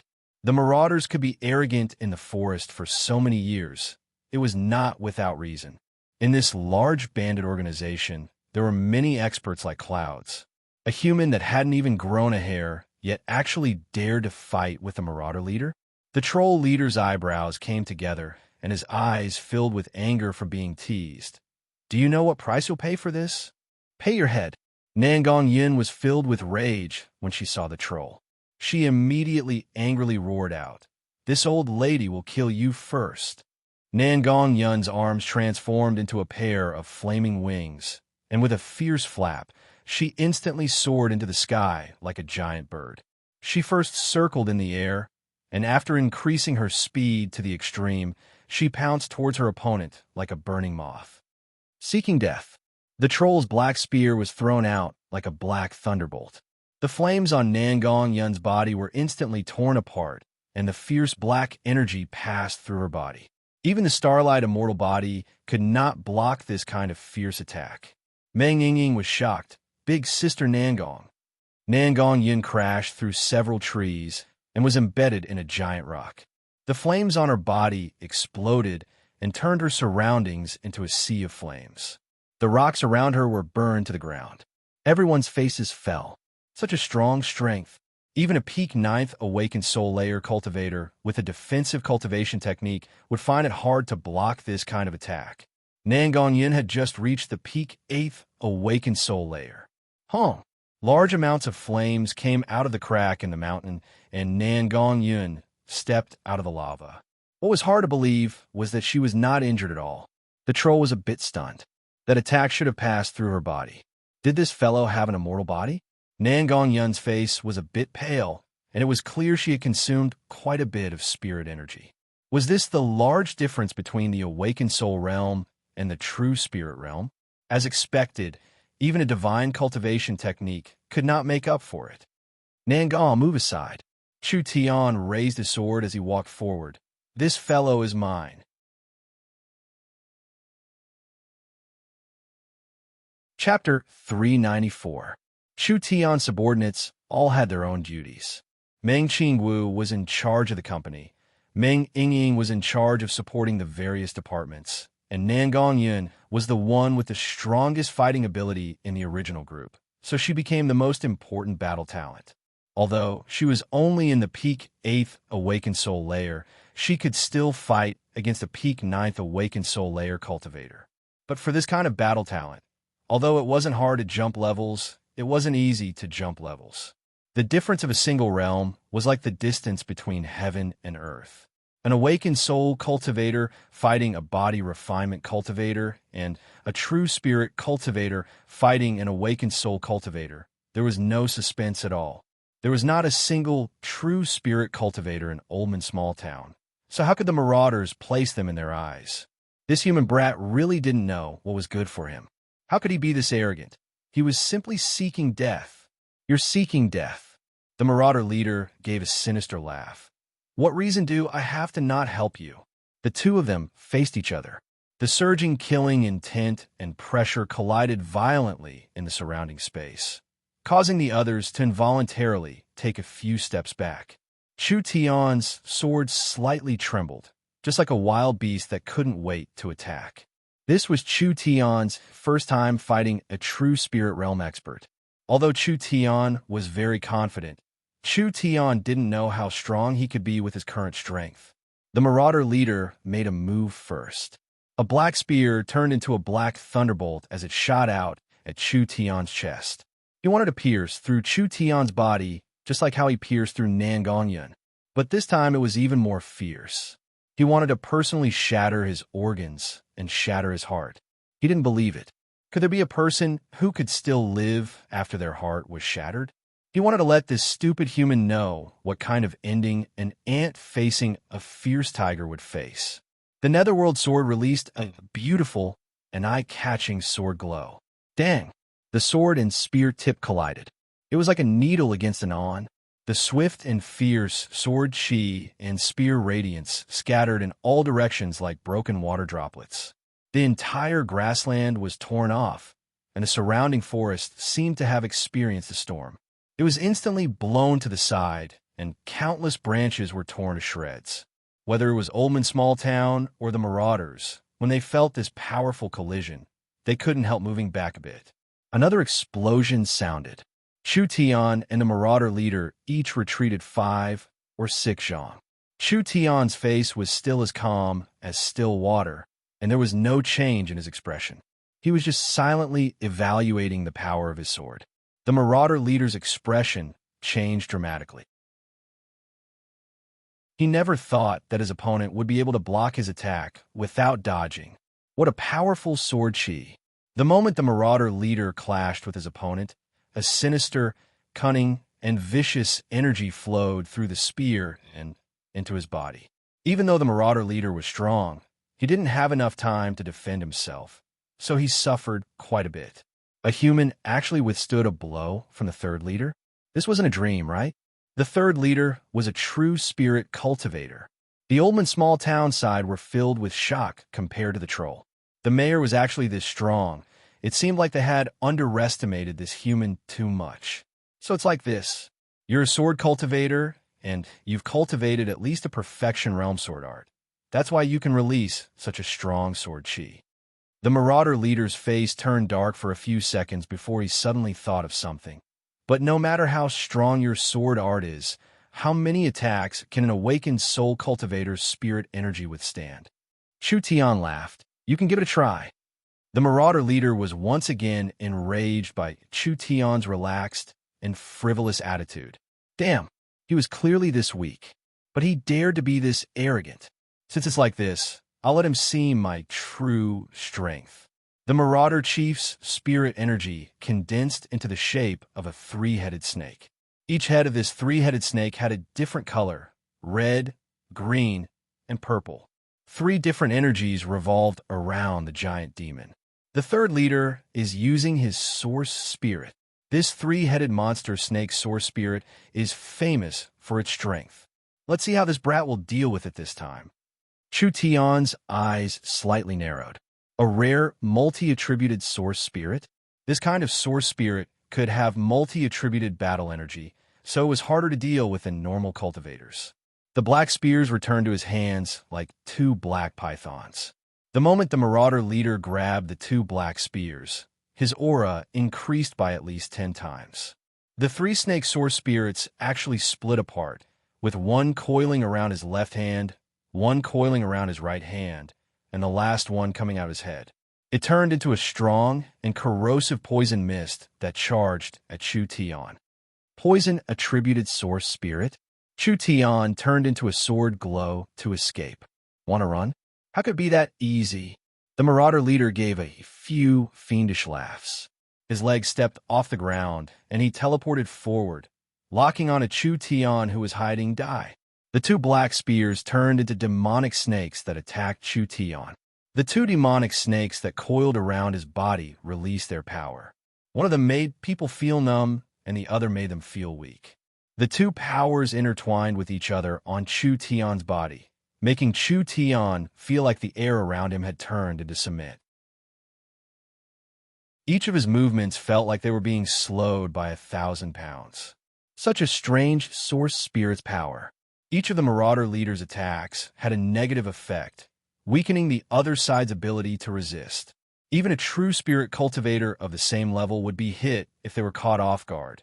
Not to mention an awakened soul cultivator. Awakened soul cultivators could not resist the numbness and weakness of the demonic snakes at all. Most awakened soul cultivators would lose their ability to resist when they attacked. Sword. The demon god's sword source spirit soared into the sky. Chu Tian borrowed the power of the demon god's sword to scatter the energy enveloping him, giving him a short moment to catch his breath. The netherworld sword merged with the demon god's sword's destructive power, and the blue and white sword glow turned purple and black. Its strength increased by at least 1-fold, and its destructive power increased by 10 times. Netherworld Ghost Slash. Chu Tian did not hesitate for half a second as he slashed out with his sword. The burning netherworld sword slammed into the two demonic snakes, and the intense flames and destructive energy completely disintegrated the demonic snakes. With an explosion sound, both sides were sent flying again. Were they evenly matched again? Both sides released their source spirits. Chu Tian had scattered the marauder leader's source spirit with a single slash. From this point, the result of this exchange was that Chu Tian had the upper hand. The marauder leader's face was filled with shock and anger, even flying into a rage. Damn, I want to see how long you can last. This time the marauder leader had experienced Chu Tian's strength. This fellow was not using tricks. Rather, he was meeting force with force, meeting force with force. Without any tricks, with his peak 9th awakened soul layer cultivation, he was able to fight against someone in the first true spirit layer. But the marauder leader was not panicked, because even if the other side was heaven-defying, he was still an awakened soul cultivator. These two attacks had consumed less than 1% of a true spirit cultivator's energy, but it had consumed at least 10% of an awakened soul cultivator's energy. How long could he last like this? I thought you were strong. Chu Tian revealed a look of disappointment as he shook his head with a sigh. In the end, you only have this bit of skill? This kind of battle without any challenge is not fun at all. I don't want to play anymore. I'll take care of you with this move. Contempt. Naked contempt. It was as if killing him was as easy as eating a bun. Overestimating yourself. The marauder leader released an even stronger spirit energy than before. I'll let you have a taste of the giant demon clan's inherited secret technique. The marauder leader was completely enraged. He released a special secret technique, and his body was instantly covered in spirit energy, turning into a 3-headed demonic snake.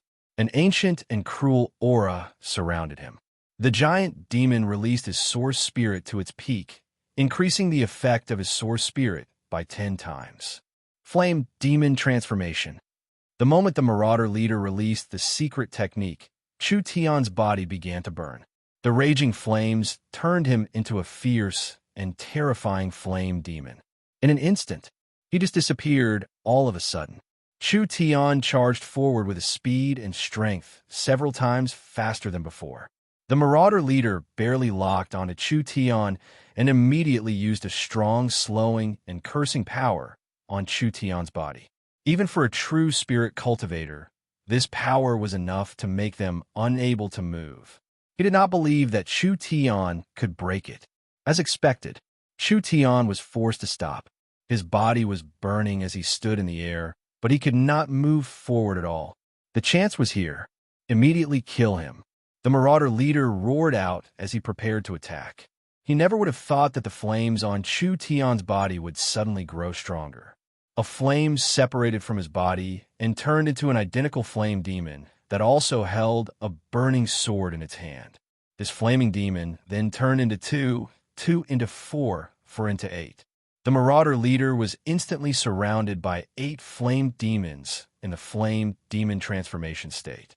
This is... The marauder leader was filled with fear. This was not an illusion. Each flame demon had gathered a strong power, and he couldn't even tell which one was the main body. Netherworld clone / The 8 figures disappeared at the same time. Countless sword glows formed a giant net that instantly divided the marauder leader's body. With an unstoppable momentum, the marauder was torn to pieces. Instant kill. Instant kill. The marauder leader did not have any room to resist at all. The Netherworld clone / was the Netherworld Flame Sword's Perfection Realm's final killing move. It allowed Chu Tian to instantly create clones, with each clone having 100% of the main body's full strength /. This was equal to duplicating his strength by several times and releasing it all at once. Adding in the flame demon transformation, even a true spirit expert could not block it. The third leader is dead. The other marauders were stunned. They never would have thought that it would be like this even in their dreams. After Chu Tian killed a true spirit cultivator, he had consumed quite a bit of energy. He immediately took several pills to replenish himself, and then gave an order, kill them all. The trolls did not have time to react.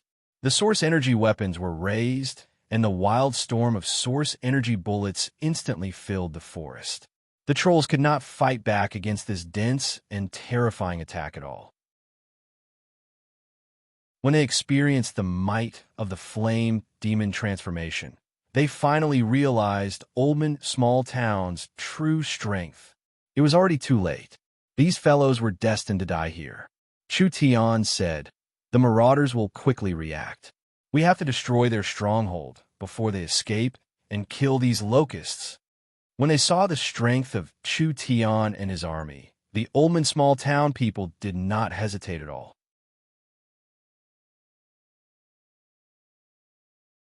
Chapter 395. Chu Tian took care of this group of marauders and did not stay any longer. He immediately brought Nangong, Ying, and the others to meet up with the young miss. This place was less than 50 miles away from the marauders' temporary base. Meng Qingwu led the small town's army with a total of 30,000 people, moving forward through the forest. They carefully hid themselves in the forest, preparing to attack. "Elder sister, we're done."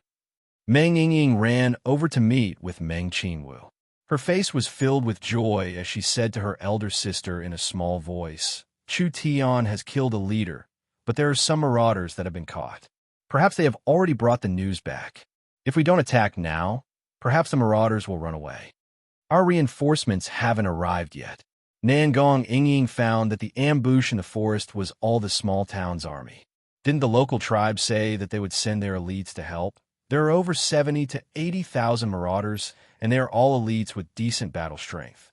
They even have giant bats as flying mounts. Can we beat them with just this bit of people? There's no time to wait for them. Meng Qingwu was not surprised. These locals were clearly suspicious of miracle commerce.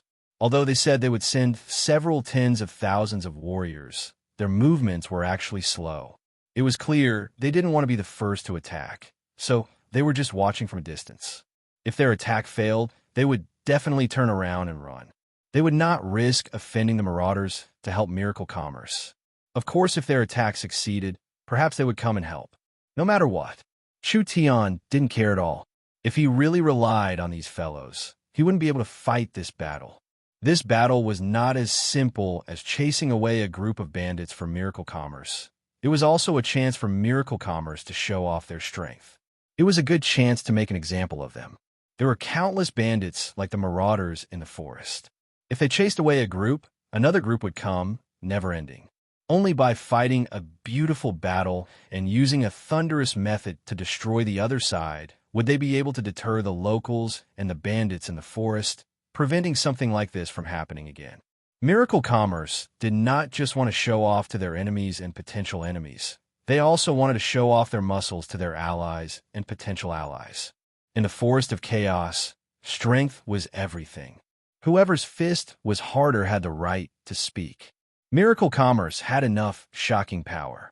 Who wouldn't be convinced by Miracle Commerce? Miracle Commerce only had a small piece of land on the outskirts of the forest and didn't touch the power of the giants. The forest giants didn't need to provoke Miracle Commerce, and no one dared to touch Miracle Commerce here. This was the only way they could develop steadily. Whether it's a performance or a demonstration, this battle has to be fought beautifully. Chu Tian still wanted to confirm before launching an attack. What are your preparations? We can now confirm that the enemy is hiding in the cave ahead. The Heaven's Punishment has arrived at the best attacking position at an altitude of 5,000 meters and is on standby. Meng Qingwu added, "The interference circle you arranged is already working. We won't be easily discovered if we hide in the forest." In that case, let's begin. Chu Tian nodded in satisfaction. Let the elves be in charge of supporting from the rear. The rest of the troops will directly attack. After all, the elves had not truly joined the town. Chu Tian did not want a few elves to die in battle, and then those fellows would find trouble for them. The army of tens of thousands moved through the dense forest, stopping several miles away from the mountain they were hiding in. There were marauders riding bats above them, so this was clearly their range. The marauders didn't know that Miracle Commerce could block the bat beast's ultrasonic waves, but several tens of thousands of people was not a small number. If they were too close, there was a large risk of being exposed. It's fine to prepare here. Chu Tian gave a signal to Meng Qingwu. Begin. The berserkers will advance first, and the others will climb down. The 6,000 barbarian berserkers took out their source energy weapons and charged into the forest. Meng Qingwu took out a communication device and connected to the airship above them. Heaven's Punishment, this is Meng Qingwu. Confirm the target and begin the attack. I repeat, begin the attack. Heaven's Punishment received. A low and deep voice came from the communication device. The forest army felt this was strange. They didn't know what Chu Tian was doing and why he wanted them to lie down in the forest. However, they didn't dare disobey Chu Tian's orders, so they could only obediently lie down on the ground. The Heaven's Punishment airship was a large airship, and the surface was covered in reflective mirrors. These mirrors were not normal mirrors, but rather image transfer mirrors. Not only could they display various images, they could also display images from one side to the other, creating a transparent front and back state. Even if one observed it from a close distance, they could only see a transparent outline moving. If one observed it from a distance, it was hard to see with the naked eye. This was an airship made with current technology. It could be considered a ghost floating in the air. Target locked. Height is around 5,000 meters. Normal wind speed, normal environment. Activate 100 heavy high-altitude bombs. The bottom cabin of the Miracle airship opened to reveal a bomb bay. There were meter-long bombs inserted into it like rows of black treasured swords. These bombs were completely black, and there were large amounts of runes engraved on them. One could vaguely see that each bomb contained highly compressed honeycomb crystal oil bombs. The power of this bomb was equivalent to 100 source energy grenades. This wave of bombs was equivalent to 10,000 source energy grenades exploding at the same time. Activate. These long sword-like heavy bombs were activated and the runes on their surface lit up. They seemed to be affected by some kind of force, and with a PU sound, they left the airship's bomb bay. They fell to the ground like meteors. This kind of speed was very fast. This was the speed at which they naturally fell, because there were gravity runes on the surface of each bomb. As long as the runes were activated, the weight of the bomb would increase by several dozen times, so each bomb would be incomparably heavy. Being affected by the air resistance, it would increase the speed of the bomb, allowing it to fall without being affected by the wind. Over 100 bombs falling from the sky was actually very inconspicuous, just like 100 small stones falling onto a mountain. However, when these inconspicuous black dots touched the mountain, the entire forest trembled and a large amount of light and heat was released. A terrifying energy cloud rose into the sky, and the entire mountain was shaken to the point that it almost shattered into pieces. The surging air currents surged forth, causing the surrounding forest to sway and tear apart. The first wave of bombs is over. The deviation is less than 5%. Adjust the position. The second wave is 500 bombs. This first wave was just testing the waters. There were over 500 bombs in the second wave, and the explosive power was several times stronger than before. When they landed on the mountain and exploded, the dazzling light even covered the sun in the sky. The small town's army and the locals that were watching in the distance were all stunned by this magnificent and terrifying scene. They finally understood what it meant to collapse the mountains and crack the earth. What made them feel the most terrified was that they could not understand how this happened at all. It was like an incomparably terrifying explosion had appeared out of nowhere. The third wave of bombs. This time was 1,000 bombs. The entire majestic mountain had been bombarded 3 times, and almost half of it had collapsed. Flames covered the surrounding forest, and the ground was scorched black. The shockwave spread for 10 miles, and all the trees were uprooted, losing all signs of life. Even the air was incomparably hot, being completely covered in charcoal and ashes, making one's vision blurry. Heaven's Punishment's mission is complete. Currently retreating from current altitude, the Heaven's Punishment airship's weapons had all been released. Therefore, they immediately retreated and were currently returning to a safe altitude. This fast and powerful attack was definitely very sudden. If they were at the center of the explosion, even a high-level, true spirit cultivator would find it hard to escape unscathed. The Marauders were not prepared at all and were suddenly hit by this kind of intense bombardment. Perhaps 50 to 60% of them had died, and this was already an optimistic estimate. This large group of bandits hadn't even started fighting, and they didn't even know what had happened, but they had already been crippled by miracle commerce. Everyone charge! Kill all the Marauders! Chu Tian took out a loudspeaker and loudly shouted, "This is the result of offending my miracle commerce." The several tens of thousands of soldiers of the Alliance saw miracle commerce's miraculous methods, and their morale was greatly boosted. They immediately got up and picked up their weapons, charging into the sea of flames. The surviving Marauders climbed over the burning mountain rocks and climbed out with great difficulty, only to see a group of berserkers in heavy armor charging at them. Those Fear Source energy weapons began to fire. Pitiful cries filled the air. 6,000 berserkers, several thousand source energy weapons. Under this kind of intense firepower, how many of these heavily injured Marauders could escape? This was simply a massacre. Chairman's orders: kill them all. The Alliance searched for the Marauders and killed one they found, not leaving a single one alive, showing no mercy. To the Marauders, this was simply an unprecedented nightmare. They had never understood the meaning of hell so deeply before. 80,000 Marauders. An entire 80,000 Marauders. This was an army with high mobility and strong scouting abilities. Although they couldn't control a region, they had run amok in the forest for many years and had never been truly destroyed before. Now they had collapsed in just a few short minutes.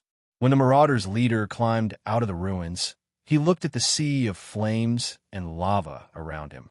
His expression twisted, filled with fear and anger. What happened? What happened here?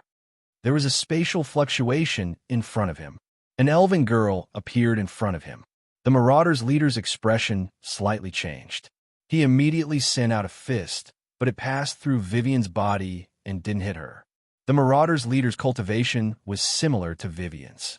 If he used his full strength, he could break through space, but he was injured and everything happened so suddenly, so he didn't have time to use his full strength. While the Marauder leader was slightly stunned, the Marauder leader was stunned. Vivian waved her hand. A spatial crack that was hard to see with the naked eye passed through the Marauder leader's body. The leader's pupils slightly shrank, and he slowly lowered his head with a face filled with disbelief. He saw his body being cut in half and slowly separating. The cut was smooth and neat, making him feel a chill down his spine. No, this wasn't real. This was most likely a dream, a nightmare. Up until the moment he died, the Marauder commander couldn't believe what had just happened. After all, not long ago, he was drinking and celebrating with his brothers in the cave.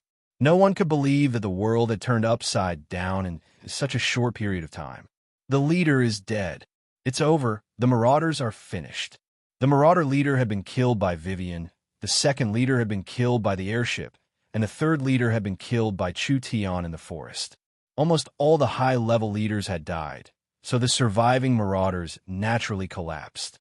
How could they still dare to fight? There was no suspense in this battle. It was a pure slaughter. From now on, a famous bandit group in the forest had been eliminated.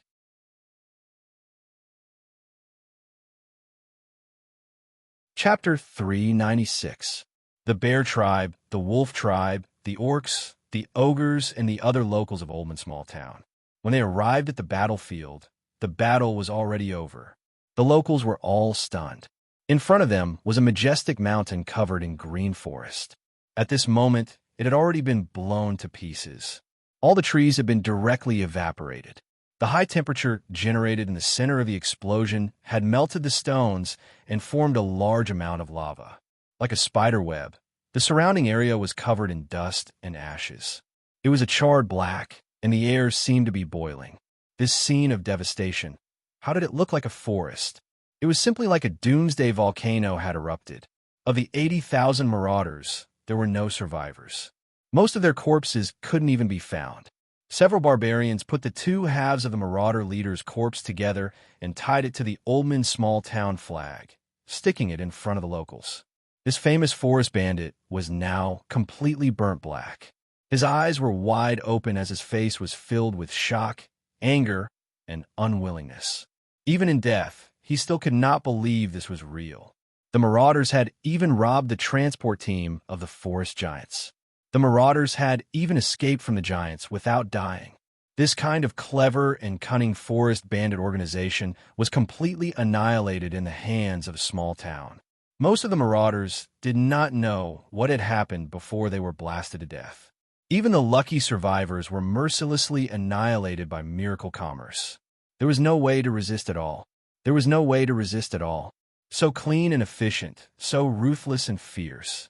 Chu Tian led his people in front of the locals. You've come at the right time. We have already finished the battle. I'll leave the matter of putting out the fire to you. The locals were all filled with fear. The most terrifying thing was not the Marauders themselves, but rather the fact that they didn't know what method Miracle Commerce had used. How could they find the Marauders' temporary stronghold so quickly, and how could they create such a large-scale attack in such a short period of time? This kind of destructive power that could instantly destroy a mountain, even a peak true spirit realm expert could not do this. Therefore, Miracle Commerce's methods were not something these natives could imagine. They could only be thankful that they did not provoke Miracle Commerce. Otherwise, the ones who would be blown to pieces would be their tribe. The natives were terrified. None of them dared to look straight at him. They could only bow and pay their respects. Chu Tian swept his gaze over these fellows and knew that these fellows had already submitted to Miracle Commerce's powerful strength. From now on, would they dare not do anything that Miracle Commerce asked them to do?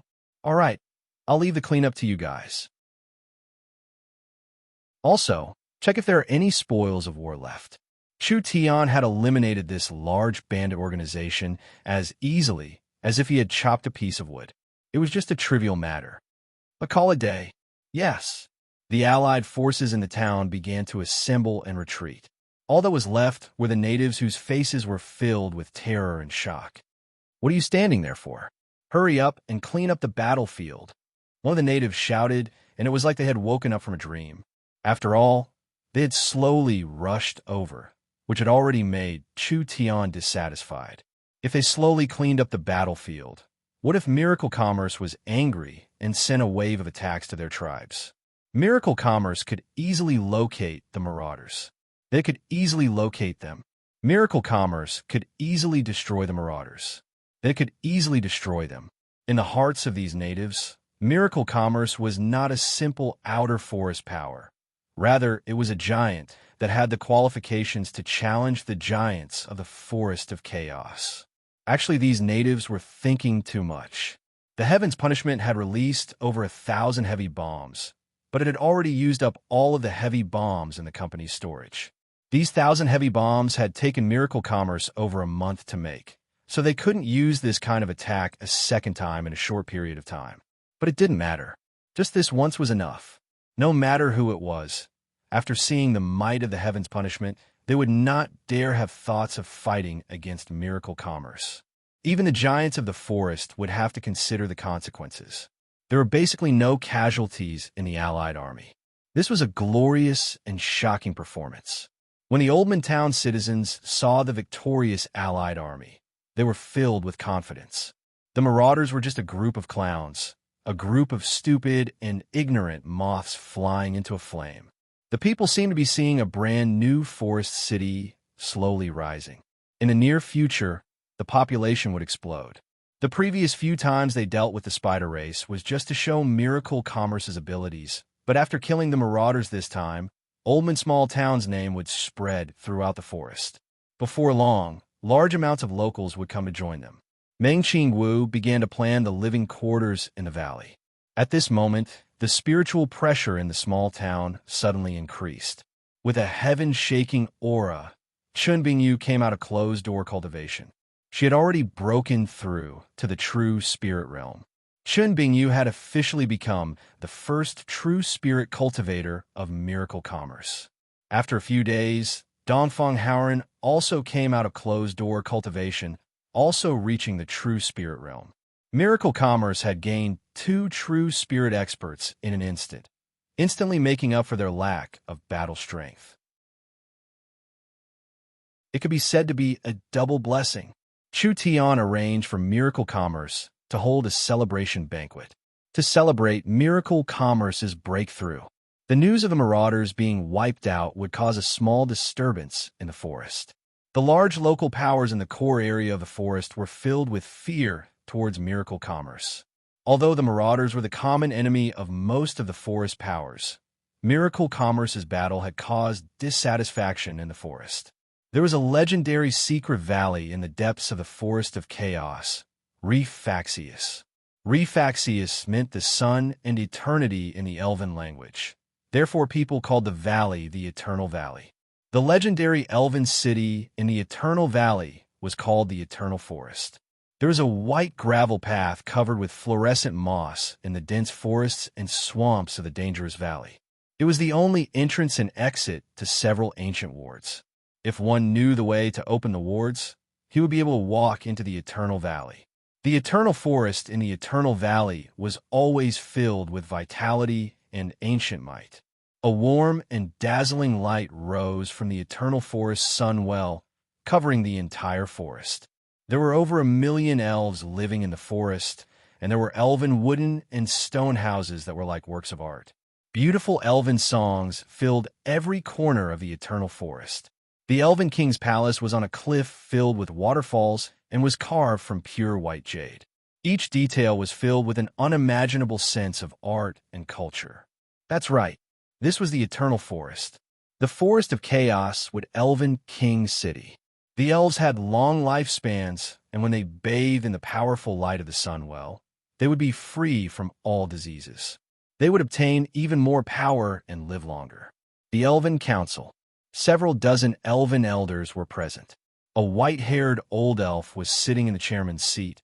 In the past several tens of thousands of years, how many countries and races have perished?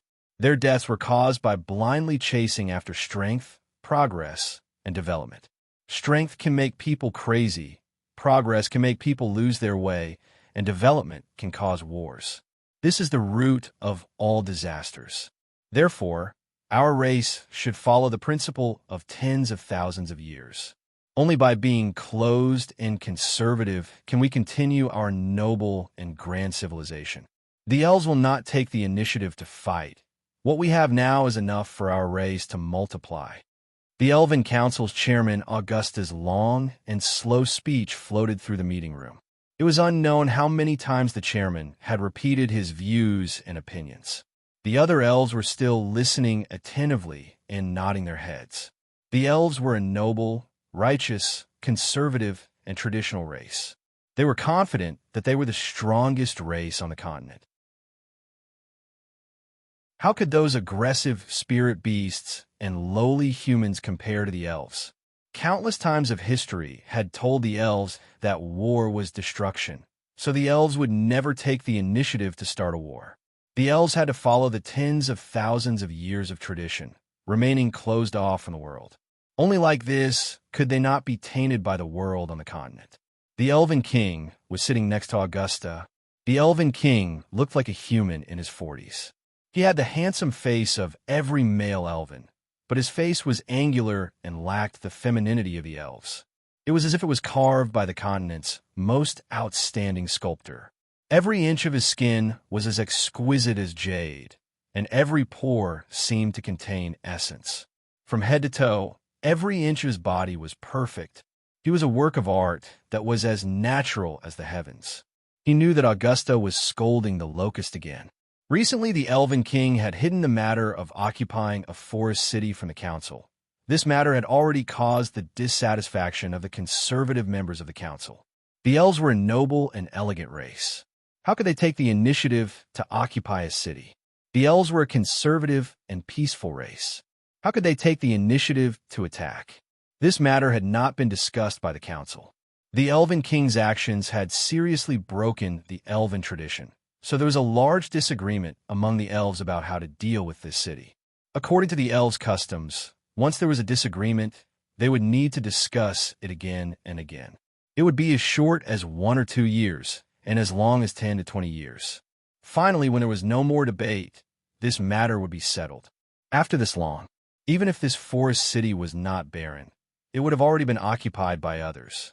The Elven King felt very helpless about this. He even knew that this city had a strategic value to the elves. Not only could it consolidate the elves' position in the forest of chaos, it could also be used as a channel for the elves to connect to the outside world. The elves were too closed off. When the rules became shackles, the elves were still proud of it. Helpless, the Elven King was only a king. The Elven King did not have absolute power. There was another matter that happened recently. The chairman said indignantly, "It's that human that you let go. He brought his men to wreak havoc in the forest and used the excuse of exterminating a group of bandits to burn down dozens of miles of the forest. What? This is truly too hateful. The flowers, grass, and trees are all innocent. How could they destroy nature just to kill a group of bandits? This is truly a despicable and immoral way of doing things." These elves began to discuss, expressing their dissatisfaction with Chu Tion's actions. You're tuning into the Warrior Lore YouTube channel. Don't forget to subscribe and join us on this journey to catch the most captivating stories.